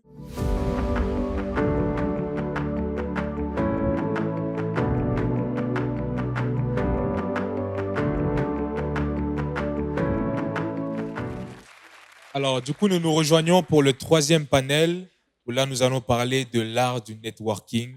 comment créer des connexions stratégiques pour développer son business. Alors, du coup, tout à l'heure, tu n'as pas eu l'occasion de pouvoir te présenter ici. Est-ce que tu pourrais te présenter en quelques mots? Bonjour à tous. Oh là là, vous êtes timide, moi j'aime pas ça. On va refaire. Bonjour tout le monde. It's okay, c'est parfait. Ben, je me présente, je suis Nissi Elende, la fondatrice du groupe Dynasty J. Donc Dynasty J est un groupe qui réunit plusieurs entreprises. On peut dire c'est une holding. Donc du coup, on a la partie cosmétique. On fait tout ce qui est produits de cheveux et des produits amincissants. Et après, on a de l'autre côté où on fait tout ce qui est, on a un salon de beauté, donc on fait tout ce qui est ongles, massage, soins visage et autres. Et l'autre pôle, du coup, c'est de la création sur mesure. On fait des confections de vêtements. Du coup, je suis habillée par Dynasty J. Ça va ou? Oui, ça va, ça va.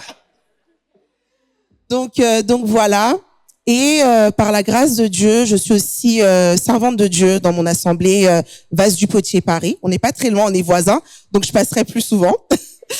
Je sers au sein de mon assemblée, épouse du pasteur Stéphane Elende, mon merveilleux mari, donc je te passe le bonjour. On peut faire du bruit pour lui. Et aussi, du coup, je fais partie de DBC Paris. C'est une entreprise d'incubateur qui aide les jeunes startups, les jeunes entrepreneurs à pouvoir réaliser leurs projets. Donc voilà.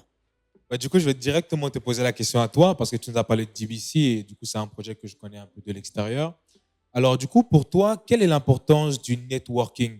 Parce que c'est vrai que tout à l'heure, ils auront l'occasion de pouvoir passer ce temps justement de networking, pouvoir échanger avec les différents intervenants. Pour toi, quelle est l'importance du networking, ces temps d'échange, ces temps de partage d'expérience? Qu'est-ce que ça apporte vraiment dans notre parcours? Alors pour moi, le networking, c'est quelque chose de très, très, très important. Je ne sais pas si on m'entend bien, mon micro, j'ai un mauvais retour. Ça va? Ok, super. Pour moi, le networking est quelque chose de très important. Moi, quand je donne des conférences comme ça, j'aime bien donner des clés pour que quand vous puissiez rentrer à la maison, que vous puissiez relire en fait et pouvoir vous imprégner de l'idée dont l'oratrice ou l'orateur vous partage. Donc, si vous avez de quoi écrire, je vais vous faire un peu travailler. Donc, du coup, la création des connexions stratégiques. J'ai mis ça comme ça. Donc, au début, avant de pouvoir parler de networking, quand vous allez dans un networking, vous savez bien, vous allez rencontrer des gens, bien évidemment. Donc, au préalable, moi, ce que j'aime faire, c'est identifier, en fait, ce que je souhaite accomplir en créant des connexions. Je sais que je viens aujourd'hui ici, mais qu'est-ce que j'attends de Jessica? Qu'est-ce que j'attends de Monsieur Mendes? Qu'est-ce que j'attends du pasteur Elior? Qu'est-ce que j'attends de Jemima? Qu'est-ce que j'attends de toutes les personnes qui sont là? Donc, c'est très important de pouvoir, entre guillemets, préparer ça au préalable et pas vous présenter simplement auprès des personnes et pouvoir vous dire, bah écoutez, je suis là, j'ai envie d'entreprendre et après, mais qu'est-ce que moi réellement je peux t'apporter? Donc, c'est très important de pouvoir faire cela au préalable. Donc, faire une identification au préalable. Donc, c'est très important quand on fait des événements, checker qu'est-ce que les personnes font. Par exemple, je sais pas, dans la salle, il y a des personnes qui ont peut-être des instituts. Donc, Jemima, elle nous a parlé qu'elle a un institut. Moi-même, je gère un institut. Donc, vous pouvez très vite vous rapprocher de ces personnes-là pour pouvoir vous connecter à ces grâces-là. Je pense aussi à Daniela aussi qui gère aussi un institut, si je ne me trompe pas. J'ai fait mes devoirs, moi aussi. J'ai regardé avec qui j'étais. C'est très important. Donc, du coup, le premier point, c'est ça. Et le deuxième point, ça serait identifier, du coup, les personnes clés, comme je viens de le dire. C'est très important parce que, du coup, ça va vous aider à pouvoir... Excusez-moi. Ça va vous aider à pouvoir, comment dirais-je, vous connecter à ces personnes. Peut-être, aujourd'hui, je vous ai parlé que à travers DBC, on aide les startups, on aide les jeunes entrepreneurs. Vous pourrez venir me voir et dire, bah, effectivement, moi, je cherche un investisseur. J'ai un projet, regardez ce projet et on peut l'étudier. Et ça peut être quelque chose, votre projet peut, entre guillemets, connaître une accélération. OK? Donc, troisième point, j'ai encore du temps, ça. Troisième point, recherche des événements. Bien évidemment, avant de faire un networking, vous n'allez pas vous dire seulement j'ai envie de faire du networking, mais il faut refaire des recherches des événements. Aujourd'hui, cet événement, vraiment, je bénis le Seigneur parce que c'est un événement pour moi qui est juste au top. Ça nous permet de nous connecter, ça nous permet de pouvoir, gagner du temps. Par exemple, Jemima ou Daniela, qui sont dans le même domaine que moi, peut-être que j'ai des questionnements. C'est vrai que ça fait quoi? Ça fait 5 ans que j'ai mon institut, mais je ne suis pas arrivée. J'apprends. Jemima, elle a commencé peut-être après moi, mais elle peut me faire gagner du temps dans certaines choses. Donc, moi, je ne suis pas butée dans le fait où, écoute, Nissi, ça fait 5 ans que tu as ton institut, tu connais tout. Non. Donc, dans ce genre d'événements, cherchez à pouvoir vous connecter à des bonnes personnes. Si je peux ouvrir une parenthèse, DBC, par exemple, organise un événement le 17 mai à Paris. Et il y aura des très grandes personnalités. Il y aura des ministres qui viendront de partout. Il y aura la ministre, Madame Moreno, je ne sais pas si vous connaissez, qui est ici, une ex-ministre de Paris qui sera là. Il y aura des personnes, en fait, il y aura le docteur Ralouafo qui nous parle de création de richesse. Il y aura des personnes qui pourront nous aider justement à pouvoir aller de l'avant. Donc, c'est très important de pouvoir faire des recherches d'événements pour vous aider à pouvoir avancer. Et je vais prendre le dernier point. Utiliser du coup nos réseaux sociaux, regarder, checker et voir ce qui se fait. Donc voilà. Merci beaucoup. D'ailleurs, j'aimerais, on peut acclamer. Allez-y. Je voulais rebondir par rapport à ce que tu disais, parce que c'est vrai que souvent, lorsque les personnes veulent se lancer, souvent les gens veulent un peu essayer par leurs propres moyens et faire leurs propres erreurs. Je me souviens que dernièrement avec Rui, on a eu l'occasion de pouvoir faire une interview avec un podcast avec Jonathan Yangat. D'ailleurs, on le salue s'il regarde. Il sera là le 17 mai avec nous en plus. Oui. Waouh. Et moi, il y a vraiment une chose qui m'a surpris. Je ne sais pas si tu te souviens. Lorsqu'on échange avec lui, moi, je lui pose la question, mais qu'est-ce qui t'a donné d'arriver là où tu es? Et c'est là où il m'a expliqué que la chose que lui, il faisait, et l'une des choses qu'il fait toujours aujourd'hui, c'est d'aller dans des événements et dans des conférences. Et il m'a dit une chose aussi de spéciale. Il m'a dit que à chaque fois qu'il sent que dans un de ses domaines, dans une de ses entreprises, il passe par un coup de mou ou il a un blocage, il va directement à un événement. Il m'a dit que tous ces investisseurs, il a trouvé dans des événements, dans des conférences. Tous ses associés, il a trouvé dans des conférences. Et je me suis dit, waouh, en fait, c'est-à-dire qu'en fait, même pour lui qui est déjà à un certain stade et à un certain niveau, il voit toujours l'importance de pouvoir aller se connecter aux autres. C'est juste formidable. C'est formidable. Du coup, toi, Jessica, est-ce que toi aussi, c'est quelque chose que tu mets en pratique? De pouvoir te connecter aux autres, de pouvoir aller dans des endroits pour pouvoir faire du networking? Merci pour la question. J'étais en train de réfléchir justement quand Nissi était en train de s'exprimer. Je vous ai dit tout à l'heure que j'ai plusieurs casquettes. Donc, c'est vrai que j'ai commencé par la vente d'extensions. Et actuellement, du coup, j'ai ma casquette de productrice du média qui s'appelle Fame Femme Media. Et quand j'ai commencé, quand cette idée naissait en moi, ça va être la première fois que je le dis, en tout cas en public, j'étais dans une relation très compliquée et très toxique où je ne pouvais pas networker. Donc j'étais dans une relation où je ne pouvais pas parler avec les autres, donc j'étais obligée de faire grandir ma vision seule, ce qui a fait que d'ailleurs je me suis lancée 3 ans après. Donc l'importance du networking, c'est très très important. J'ai pas pu voir les gens, me connecter aux gens directement, mais j'ai pu me connecter aux gens en ligne, même si c'était très compliqué parce que au vu de l'envers du décor. Mais des personnes ont pu m'aider en ligne. Donc j'ai contacté des personnes qui m'inspiraient, on peut dire ça entre guillemets, ou des personnes dont j'appréciais le mindset, et c'est ces personnes-là qui m'ont aidé à avancer. Je me suis pas déplacée dans des lieux ou dans des events, mais je me suis connectée en ligne. Voilà. Et est-ce que, du coup, par rapport à ça, est-ce que si c'était justement à faire, tu ferais autrement? Est-ce qu'aujourd'hui, par exemple, tu prioriserais plus le fait d'aller dans des lieux, dans des conférences, dans des événements pour pouvoir te connecter aux autres?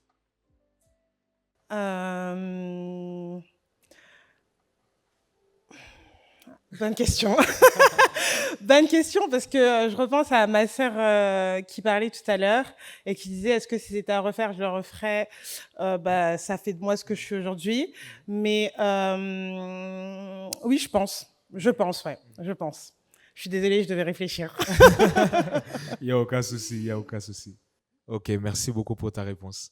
Alors, du coup, toi, Rui, est-ce que tu as eu cette habitude lors de ton parcours de pouvoir aller dans des événements, dans des conférences? Est-ce que tu peux peut-être donner aussi des clés? Parce que c'est vrai que pour pouvoir se connecter aux personnes, il y a des moyens aussi de le faire. On ne va pas juste voir la personne pour dire, voilà, moi je fais ça.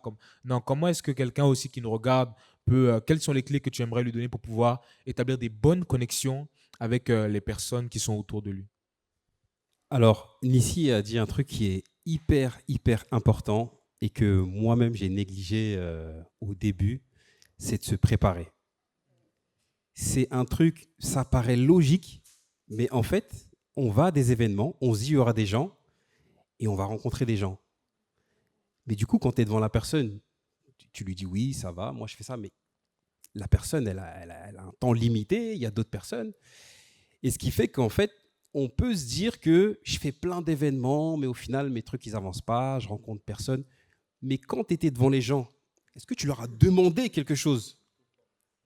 Tu vois? Parce que c'est bien de dire oui, voilà, écoute, moi j'ai une boîte, je fais ça et tout. Le mec, il va dire ouais, ok, c'est bien. Moi, je fais ça, ok. Ok, tu vois? Or que dire oui, bonjour, voilà, moi je cherche des investisseurs, j'ai un projet ou je cherche des clients, voilà, est-ce que vous avez ça? Est-ce que vous êtes intéressé? Est-ce que? Et de là, ça drive la discussion et le gars, peut-être en réfléchissant, va dire ah oui, ok, oui, moi j'ai ça. Il y a un monsieur là qui est juste là, qui m'a interpellé sur un projet qu'il avait. Il m'a dit clairement, voilà, j'ai un projet, je cherche ça. Et il s'avère que moi, j'ai une connexion pour lui, et donc je vais le mettre en relation tout à l'heure. Et en fait, il va peut-être repartir avec quelque chose qui va résoudre son problème. Donc, c'est vraiment se préparer, se dire de quoi j'ai besoin. Et quand vous arrivez devant les personnes, demandez. Il ne faut pas avoir peur. Parce que souvent, on se dit, il ne faut pas être trop agressif, il ne faut pas être trop direct, parce que la personne, elle va se dire que non, tu as ton frigo à remplir. Hein. Tu vois? Donc, il ne faut pas laisser passer les opportunités. Les gens, enfin, toutes les personnes qui sont là, les mentors qui sont là, venez les voir. Dites-leur, j'ai un projet, je veux monter un institut, je veux monter une start-up, je cherche de l'argent, je cherche des clients. Voilà, c'est ça. Et nous, en fait, on sait tout de suite vous dire, OK, j'ai pas l'argent, mais j'ai un contact. J'ai pas de contact, mais j'ai de l'argent. Ou j'ai aucun des deux, mais je peux te conseiller. Et là, bah, tu avances dans un truc concret. Et un deuxième truc aussi qui existe et qu'on néglige beaucoup, aujourd'hui, il y a énormément de programmes gouvernementaux ou privés pour l'entrepreneuriat. Il y a beaucoup de programmes aujourd'hui, des programmes d'accompagnement, des programmes d'incubation, des programmes d'accélération, des programmes de subvention. Il y en a énormément. Nous, quand on s'est lancé dans les années 2013-2014, ce n'était pas aussi développé. Tu vois, l'écosystème n'était pas développé, mais aujourd'hui, en vrai, il y a beaucoup de programmes. Moi, par exemple, quand j'ai décidé de faire mon projet Kemet Automotive, je me suis dit, il faut que je me connecte à l'Afrique. J'ai cherché dans tous les sites, j'ai trouvé le programme Meet Africa. Meet Africa, c'est une initiative du président Macron, donc c'est l'Élysée qui, à travers Expertise France, ils ont pris 10 personnes de chaque pays, Sénégal, Côte d'Ivoire, Maroc. Et en fait, ils nous ont accompagnés sur le terrain. Moi, par exemple, ils m'ont accompagné au Sénégal. Ils m'ont présenté à l'ambassade sur place. Ils m'ont présenté à... Et en fait, à travers ça, j'ai rencontré mes plus gros partenaires d'aujourd'hui, qui sont Dassault Systèmes. Donc, Dassault Systèmes, ensuite, m'a fait venir à un événement où j'ai rencontré le gouvernement du Bénin, la présidence du Bénin. Donc, aujourd'hui, on est en train de dealer avec la présidence du Bénin, mais c'est parti d'être sur Internet à fouiller. Je connaissais personne, quoi. Et quand je suis arrivé devant le gars de Dassault, je savais ce que je voulais. Et je lui ai dit, moi, je cherche un partenaire pour faire ça, ça, ça, ça, ça. On a tant de budget, est-ce que vous pouvez nous aider? Et donc, voilà, donc c'est se préparer et vraiment regarder sur Internet. Il y a vraiment beaucoup, beaucoup, beaucoup de programmes de subventions pour avoir de l'argent, de l'accompagnement, comme Nissi fait, des incubateurs qui peuvent vous mettre en relation avec le réseau après. Comment se préparer clairement, du coup, Nissi? Parce que c'est vrai que là, on dit aux gens de se préparer, ils diront, mais oui, peut-être que... Comment est-ce qu'on fait pour se préparer clairement? Est-ce qu'il faut peut-être établir une liste de questions? Est-ce qu'il faut peut-être, bon, il l'a dit et tu l'as dit tout à l'heure aussi, faire des recherches? Comment est-ce qu'on fait pour se préparer clairement à ce genre d'événement et ce genre de moment? Alors déjà, il faut savoir que dans ce genre d'événement, on est beaucoup. Enfin, vous êtes beaucoup.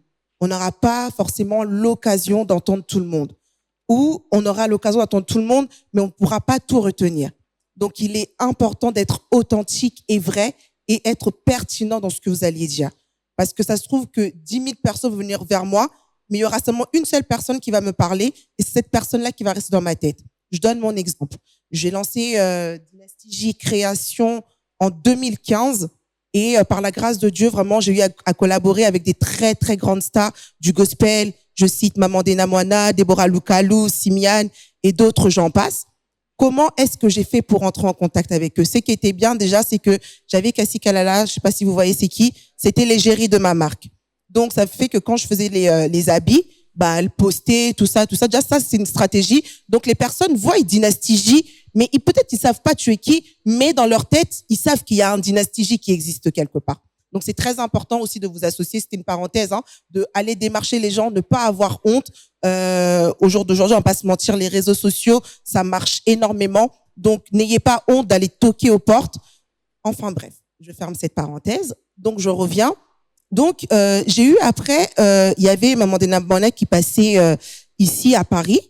Et c'était dans un événement, on a eu à échanger, je suis partie vers elle, je savais exactement ce que je devais faire, ce que je devais dire. Ça veut dire que il y a plein de créateurs sur Paris. Je suis pas la seule, malgré que je suis la meilleure, mais je ne suis pas la seule.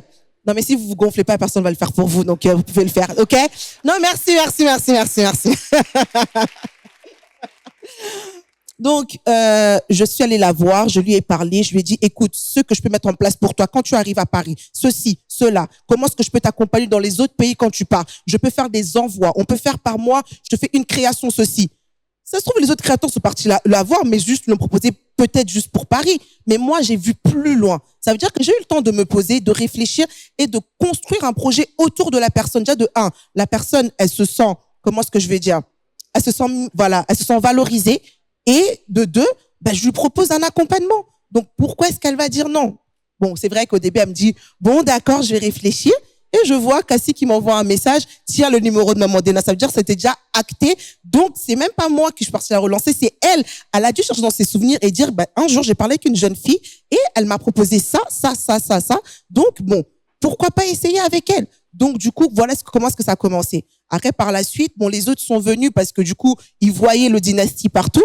Maintenant, ça faisait que chaque personnalité qui avait un concert, leur équipe rentrait directement en contact avec moi. Vous voyez? Donc là, c'était vraiment, entre guillemets, j'ai eu Cassie qui était égérie, qui m'a connectée. Je suis allée, je me suis présentée, je me suis préparée et ensuite, les autres sont arrivés. Je ferme cette parenthèse. Je reviens à la question. Comment est-ce que vous pouvez vous préparer? Moi, je vous dis, faites des pitchs à la maison. Préparez des pitchs à la maison. Préparez comment est-ce que je peux dire, des idées autour des personnes que vous allez voir pour pouvoir les marquer. De deux, soyez authentique et précis et pertinent dans ce que vous allez dire. Parce que c'est juste à ce moment-là que je pourrais me rappeler dans mon cerveau, écoutez, j'ai parlé avec une Gisèle Kassongo, elle m'a marqué, je veux continuer à parler avec elle. Troisième chose, par la suite, bien évidemment, quand est-ce que vous allez rentrer en contact avec les personnes? En fait, je vous donne vraiment des secrets. Hein. Donc vraiment, là, normalement, je dois faire un coaching, je devais payer. Mais là, je donne ça comme ça. Bon, on continue. Donc, par la suite, quand vous faites, comme je dis, vous rentrez en contact, je vais un peu plus loin dans la question. Quand vous rentrez en contact avec les personnes, en fait, c'est important que les personnes aient besoin de vous comme vous avez besoin de eux. J'ai aimé ça, on peut faire encore. C'est très, très, très important. Au jour d'aujourd'hui, par la grâce de Dieu, c'était pas une stratégie, mais à force, je me suis rendu compte que, en me rendant aussi disponible, au jour d'aujourd'hui, ces personnes-là, ces personnalités ne sont plus simplement mes clientes. On est parti plus loin dans la relation. Ça veut dire que quand elles ont besoin de moi, quand elles sont là, je suis présente. Et effectivement, quand j'aurai besoin d'elles, elles seront présentes pour moi. Donc, c'est très, très, très important de pouvoir aussi entretenir la relation et pas simplement créer une relation parce que j'avais besoin de la personne elle m'a aidé et ensuite je laisse tomber. Ça marche pas comme ça. Il faut que cette personne-là puisse être présente pour toi, mais toi aussi tu dois être présent pour la personne. Wow, j'aimerais beaucoup rebondir par rapport à ce que tu disais. On peut acclamer. Je pense que ce qui fait aussi comme tu disais, ce qui va nous donner de pouvoir marquer ces personnes, c'est la manière dont on va se comporter avec ces personnes-là. Et souvent, les gens ne réalisent pas que lorsqu'on rentre en connexion avec une personne, au début, la personne nous étudie. Et souvent, les personnes elles vont directement arriver avec oui, moi j'ai mon besoin, est-ce que tu peux m'aider par rapport à telle chose, telle chose. Moi, il y a une chose que je fais et que je continue à faire, et je crois que même je l'ai fait aussi avec mon collaborateur au début, c'était simplement de dire qu'est-ce que moi je peux faire pour toi. Comment est-ce que moi je peux t'aider? En fait, j'ai envie d'apprendre de toi, mais je crois que pour apprendre de toi, je dois d'abord peut-être te servir aussi. J'ai envie d'apprendre de toi, mais pour pouvoir apprendre de toi, il faut que je sois sur le terrain avec toi. Moi, je me rappelle au début, quand Rui faisait des voyages, je lui disais, Rui, il faut que je t'accompagne en voyage, il faut que je t'accompagne. Au début, ça le faisait rigoler, mais parce que moi, j'avais un objectif. Je me disais que pour que je puisse apprendre de lui, au-delà de simplement qu'il vienne, parce que c'est vrai que c'est comme lorsqu'on demande au Seigneur, des fois on peut demander, il nous donne de l'argent, il va nous donner des virements surnaturels, mais ce n'est pas la meilleure manière. Je pense qu'il y a autre chose qui peut nous apporter. Peut-être que lorsqu'on va aller sur le terrain avec la personne, lorsqu'on va servir la personne, elle ne va pas simplement nous donner un contact d'une personne, elle va nous partager son expérience, comme elle l'a fait là actuellement, elle vous a partagé des secrets. Et elle vous a dit, ça c'est des choses que normalement elle fait payer.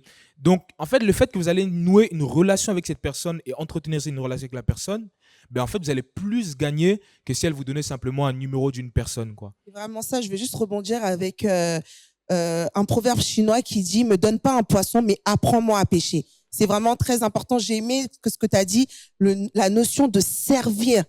Vous savez que notre génération, vraiment, on perd cette notion-là. On la perd énormément. Moi, je suis une personne, par la grâce de Dieu, j'ai des employés au sein de ma structure. Mais si tu viens dans ma structure, tu ne sauras même pas que je suis la responsable. Dans le sens où je peux très bien, par exemple, c'est quelque chose de bête, hein, mon employé me dit « Ah, madame, j'ai soif ». Je peux le dire « Ah, attends, je sors dehors, je lui prends une bouteille, je vais lui ramener ». Et tu entendras d'autres personnes qui diront « Hé !» Moi, je suis une Congolaise. Hein. On dit, hé, yo Mokunzo, c'est la bongo. Hé, non, genre, en mode, t'es la patronne, toi, tu fais ça. Non. En fait, c'est pas parce que je suis la patronne ou je suis la responsable que je dois traiter les personnes qui sont autour de moi comme des moins que rien. Donc, la notion du service est très importante. Même quand vous allez monter, je peux raconter juste un petit, je sais pas si je peux dire ça, une petite histoire, on va dire ça comme ça. Il y avait un jour un partenaire d'affaires. Il m'a dit, lui, comment est-ce qu'il fait pour choisir ses partenaires? Il étudie comment tu te comportes avec les personnes qui sont autour de toi. Il a dit, si je vois que tu as la notion du service, tu as la notion de comment dirais-je, tu as le respect, en fait, des autres, parce que tu es en haut, eux, ils sont en bas, entre guillemets, bien évidemment, que tu gonfles. Il aime travailler avec des personnes comme ça. Il a dit, il a eu même à laisser passer, des millions parce que les personnes ne partageaient pas ses valeurs. Et je rejoins ce que le pasteur Elior disait tout à l'heure. Donc, c'est très important, s'il vous plaît. Je suis sûre que toutes les personnes sont là. Vous êtes déjà bénis parce que la Bible nous dit que nous sommes bénis de toute bénédiction dans les lieux célestes. Ça finira juste par se manifester. Mais j'aimerais juste vous rappeler que vous soyez au sommet, que vous soyez même dans la lune, s'il vous plaît. N'oubliez pas personnes qui sont, entre guillemets, je le dis encore, en bas, ne sont pas des moindres, ce ne sont pas des chiens, ce ne sont pas de je sais pas quoi. S'il vous plaît, prenez en considération les personnes qui vous entourent. C'est très, très important. Et toi, du coup, Jessica, comment est-ce que tu fais pour, du coup, créer des bonnes connexions avec les personnes? Est-ce que tu es d'accord par rapport à ce qu'elle disait? Est-ce qu'il y a d'autres choses que toi, tu mets en pratique pour pouvoir créer des bonnes connexions avec les personnes? Merci encore pour la question. Alors moi déjà je voudrais rebondir sur la notion du service où là moi je suis pas forcément d'accord. Je suis désolée, on n'est pas sur mon talk show, mais je voudrais rebondir parce que servir oui, mais là on a des centaines de personnes qui nous regardent servir mais en étant lucide parce que dehors on a des requins, donc faut faire très très très attention. Je trouve c'est un peu dangereux de parler de la servitude comme ça. Je suis désolée de rebondir sur ça. Mais on est dans un monde où dehors, il y a vraiment énormément de requins, des mentors ou des menteurs. Donc, servir, oui, mais tout en étant lucide. Je vais maintenant répondre à ta question. Excuse-moi, tu peux me la répéter parce que ça m'a tellement perturbé, le service. Je suis vraiment désolée. Rebondir par rapport à ce qu'elle dit, alors. Oui, tu peux me répondre. Merci. Alors, je sais pas comment tu l'as dit, parce que comme on dit, on est responsable de ce qu'on dit, mais pas ce que les gens entendent. Je voulais vraiment, elle a raison dans le sens où elle dit faut faire attention. Mais est-ce que mon message est bien passé dans vos oreilles, dans le sens où Non, vraiment, c'est important parce que, comme je le redis, on est responsable de ce qu'on dit, mais pas ce que les autres personnes comprennent. Et je bénis même Dieu que tu aies pu rebondir comme ça parce que je peux venir encore éclairer une personne. C'est très important. Quand je parle du service, je vous dis pas d'être esclave ou je ne sais quoi. Merci, mais après, le poids des mots, est-ce c'est que vous l'avez important. compris comme ça? Vous l'avez pas compris comme ça? Merci, mon cœur est en paix. À toi, ma Jessica. Non, mais super. Donc, je te laisse me reposer ta question parce que ça m'a tellement perturbée. Alors, je me demandais du coup, comment est-ce que toi tu fais dans ce cas-là pour pouvoir nouer des bonnes relations avec les personnes? Est-ce qu'il y a d'autres choses peut-être que tu mets en pratique au-delà du fait de servir les personnes? Ok, déjà moi je sers pas les personnes. Et elle a compris. Je sers pas les personnes, c'est pas du tout un manque d'humilité, hein. Mais c'est que bon bah voilà, je ne le fais pas. Je suis désolée. Et après je suis croyante, donc vraiment dans mes connexions. Par contre pour le coup, là je vais peut-être rejoindre ici. Je demande à Dieu. Je passe un temps où je demande à Dieu et je vais aussi. Je sais pas si je peux appeler ça de l'instinct parce que ce serait peut-être contradictoire, mais je me fie à mon instinct et je demande à Dieu. Je commence par mon instinct et je demande à Dieu après la confirmation pour me connecter aux gens. C'est très important. Tout à l'heure, je vous parlais de ma relation toxique. C'est assez personnel, mais il y a des personnes qui sont aussi là pour vous freiner dans votre marche entrepreneuriale ou que sais-je. Tout à l'heure, maman pasteur disait que elle ne disait pas ses projets parce que elle les disait uniquement dans le lieu secret. Et moi, je suis pas contre, je le dis, mais aux personnes où le Seigneur me donne du coup l'aval. Voilà. Okay. Et du coup, Rui, comment du coup on arrive à trouver ce juste milieu entre savoir se positionner sous la personne pour pouvoir bénéficier de quelque chose de la personne et ne pas justement, comme elle a dit, venir totalement dépendre de cette personne ou ne pas être vigilant, entre guillemets, lorsqu'on choisit par exemple avec qui on se connecte? Alors, moi, je pense que moi, je rejoins totalement le fait de... En fait, quand vous arrivez devant une personne vous pensez que cette personne peut vous aider, c'est important de vous présenter en tant qu'opportunité. Vous ne lui demandez pas un service à la personne, vous lui présentez une opportunité. Moi, j'ai un projet.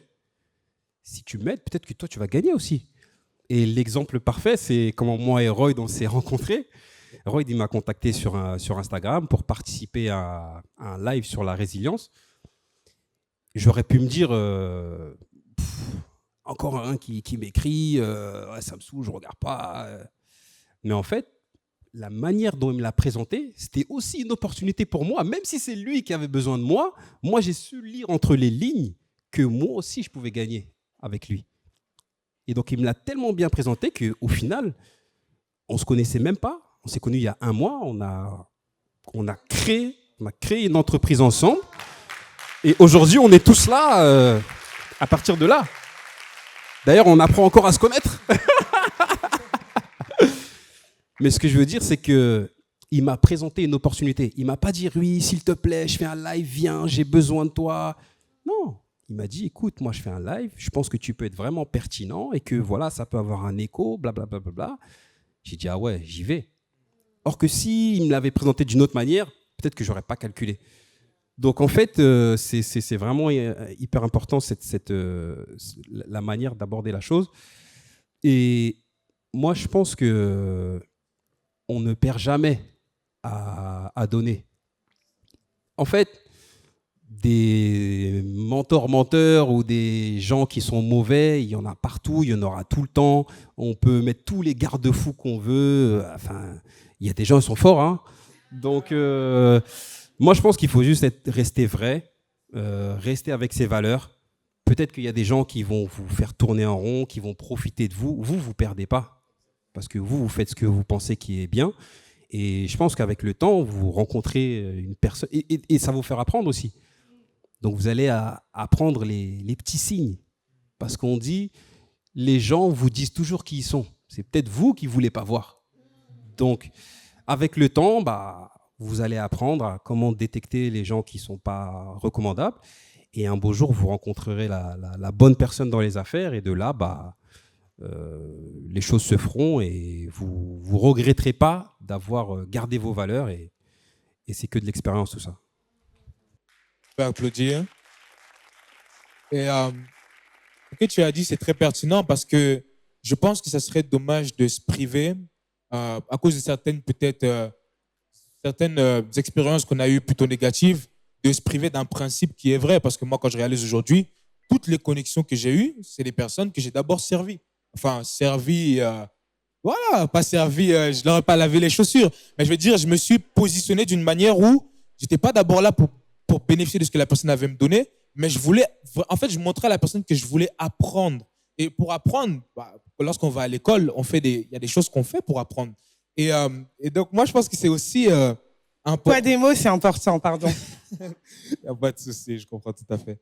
Et non, vraiment, c'est pour ça que moi, je trouve que ça serait dommage, en fait, de se priver d'un principe qui marche, parce que moi, je l'ai fait, il marche. Rue l'a fait, il marche. Je pense que tu l'as fait, il marche. Et je sais que tu le fais encore aujourd'hui parce que je le vois et je pense que toi-même, tu as pu le faire et ça marche. Donc, ce serait dommage qu'on se prive d'un principe à cause de certaines expériences qu'on a eues plutôt négatives.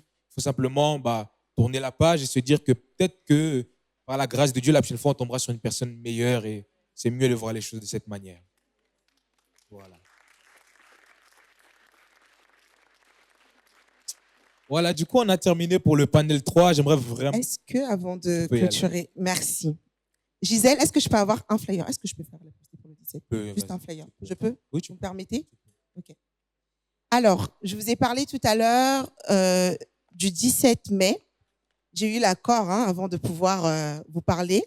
Alors, l'événement va s'appeler Richesse d'Afrique.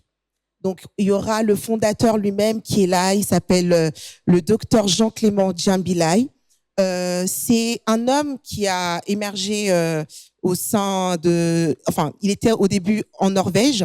Il a travaillé et ensuite, il a eu une grâce. Il est rentré sur Lubumbashi et il travaille dans tout ce qui est minerai. Donc, le Seigneur l'a béni et il s'est dit, en fait, ce n'est pas possible que je puisse avoir réussi et que les autres puissent rester à un état où ils se cherchent ou autre. Donc, il a mis en place justement, comme je vous disais, DBC Incubateur qui aide les jeunes startups, les jeunes entrepreneurs à pouvoir émerger et à pouvoir concrétiser leurs projets. Est-ce qu'il y a des personnes qui sont des étudiants dans cette salle? Oh, wow! OK, super. L'événement, normalement, est à 65 € pour les personnes lambda. Mais pour tous les étudiants, il a décidé de faire passer ça à 20 €. Oh là là, j'aime le voir. Une bonne chorale, si je cherche une chorale, vraiment. Non, il a voulu faire passer ça à 20 €. Mais j'ai envie de dire, c'est rien du tout. Moi, je fais partie de l'organisation, mais j'ai appelé mes neveux, j'ai appelé mes nièces et je leur ai dit que eux-mêmes, c'est important de pouvoir prendre 20 €, de pouvoir aller acheter leurs billets. Parce qu'il est très important de mettre cette mentalité-là dans la tête de nos enfants de la création de richesse. Je répète, création de richesse. C'est très important que nos enfants puissent avoir ce langage-là, que nos frères, nos sœurs, nos petites sœurs, ou même nous-mêmes, qu'on puisse avoir ce langage. Donc, on a des flyers. De toute façon, tout à l'heure, il y aura le temps de networking et il y a Gisèle qui est là. Gisèle, si tu peux juste te lever ou lever la main. Et elle a les flyers, donc on aimerait vous distribuer et surtout, j'aimerais vous voir. Comme je l'ai dit, il y aura des très grandes personnalités. Il y a des gens, j'ai pas envie de dire leur nom. Bon, les surprises vont arriver, mais il y aura vraiment des très grandes personnalités et vous pourrez vous connecter à ces personnes. Donc voilà. Waouh, merci beaucoup pour le partage. Alors, du coup, c'est bon. Merci pour le panel 3, c'est terminé. Je vais juste, avant qu'on puisse passer à la suite, inviter donc Vanessa à pouvoir me rejoindre sur la scène.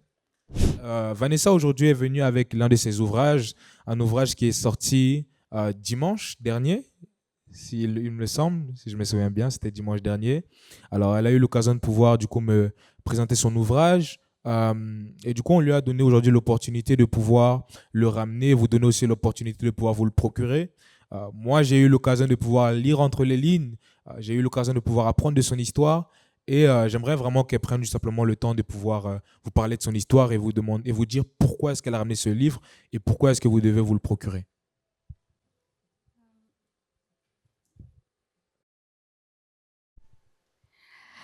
Avant toute chose, j'aimerais vraiment prendre le temps de vous dire merci. Merci à toi, Royd. Merci à toute ton équipe. Je pense que des fois, on prend des choses pour acquises, mais il ne faut pas du tout. Le fait que je sois là ce soir, ce n'est pas par mérite. Je dis simplement que c'est la grâce du Seigneur. Et vraiment, je voulais vous dire merci.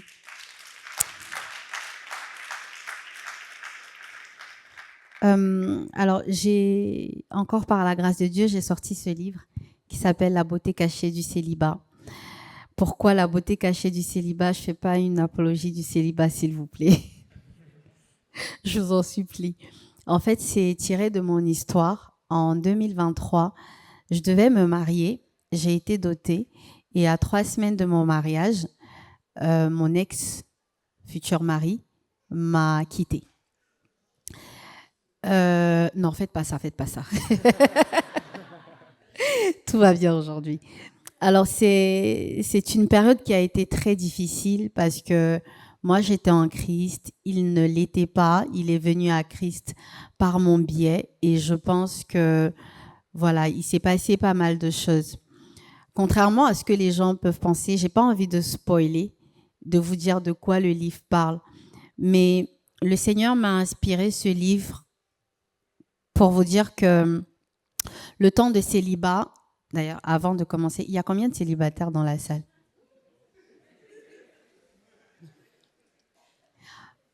Il y a combien de femmes mariées dans la salle? Il y a combien de mamans solo dans la salle? Voilà. Donc, il y a combien de personnes avec des blessures intérieures? Soyez honnêtes, faites pas ça. Je suis sûre qu'il y en a plus encore. Voilà. Là, vous voulez pas vous dénoncer, donc, mais on est tous des blessés, d'accord? On a tous des blessures à des rythmes différents. Alors, la beauté cachée du célibat ne s'adresse pas simplement aux personnes qui ne sont pas mariées, mais ça s'adresse à toutes les femmes. Ça s'adresse aux femmes qui sont mariées, mais qui peuvent se sentir seules dans leur mariage. Ça s'adresse aux mamans célibataires, donc qui ne sont pas en couple. Ça s'adresse aux personnes qui ont des blessures intérieures. En fait, le Seigneur m'a beaucoup aidée au travers de cette œuvre. Ce qu'il a mis dans mon cœur, on est dans une ère où le mariage est une bénédiction du Seigneur. Je le crois. Et je crois en cela. Mais je pense aussi que le temps de célibat est une saison, tout comme le mariage, tout comme le deuil. Et c'est une saison qui est redoutée et qui est un peu diabolisée. Et pourtant, c'est une très belle saison. Je n'ai pas encore été mariée, mais je pense que on est dans une ère où les réseaux sociaux nous ont fait perdre la véritable valeur et l'essence même du mariage. Je crois qu'on ne se marie pas pour faire des enfants. On ne se marie pas pour porter la robe blanche. On ne se marie pas pour s'appeler Madame telle. On se marie parce qu'on doit accomplir un destin. On se marie parce qu'on doit impacter des gens et qu'on doit ramener des gens à Christ. Et je pense qu'aujourd'hui, il y a beaucoup de divorces parce que les gens ne sont pas préparés et les gens ne prennent pas le temps d'aimer la période de célibat, qui est une période durant laquelle Dieu parle, Dieu restaure. Et j'ai écrit ce livre non pas pour qu'on y voit de la peine. Donc quand vous avez fait « Oh, ça m'a dérangé », je veux pas que vous y voyez quelque chose de traumatisant. Alors oui, ça l'est, mais ce livre pour moi, c'est le symbole de l'intimité avec Dieu, la restauration, la fidélité de Dieu. J'ai écrit ce livre pour vous dire que peu importe la saison dans laquelle vous êtes, peu importe les échecs, peu importe le temps, depuis combien de temps vous attendez un homme, c'est une saison qui a sa place et que Dieu parle, Dieu travaille en chacun de vous. Il y a des épreuves, je crois, qu'on doit passer, des leçons qu'on ne peut tirer que par l'épreuve et la douleur de la chair. Acceptez d'avoir mal aujourd'hui. Donc, je ne vous dis pas que ce livre va faire du bien parce que je l'ai écrit. Je vous dis qu'il va faire du bien parce que je crois en la grâce que Dieu a déposée dans ce livre. Et je prie vraiment pour toutes les personnes qui l'achèteront, que le Seigneur fasse ce qu'il doit faire, parce que je crois en ce qu'il m'a dit. Donc voilà. Amen. On peut acclamer.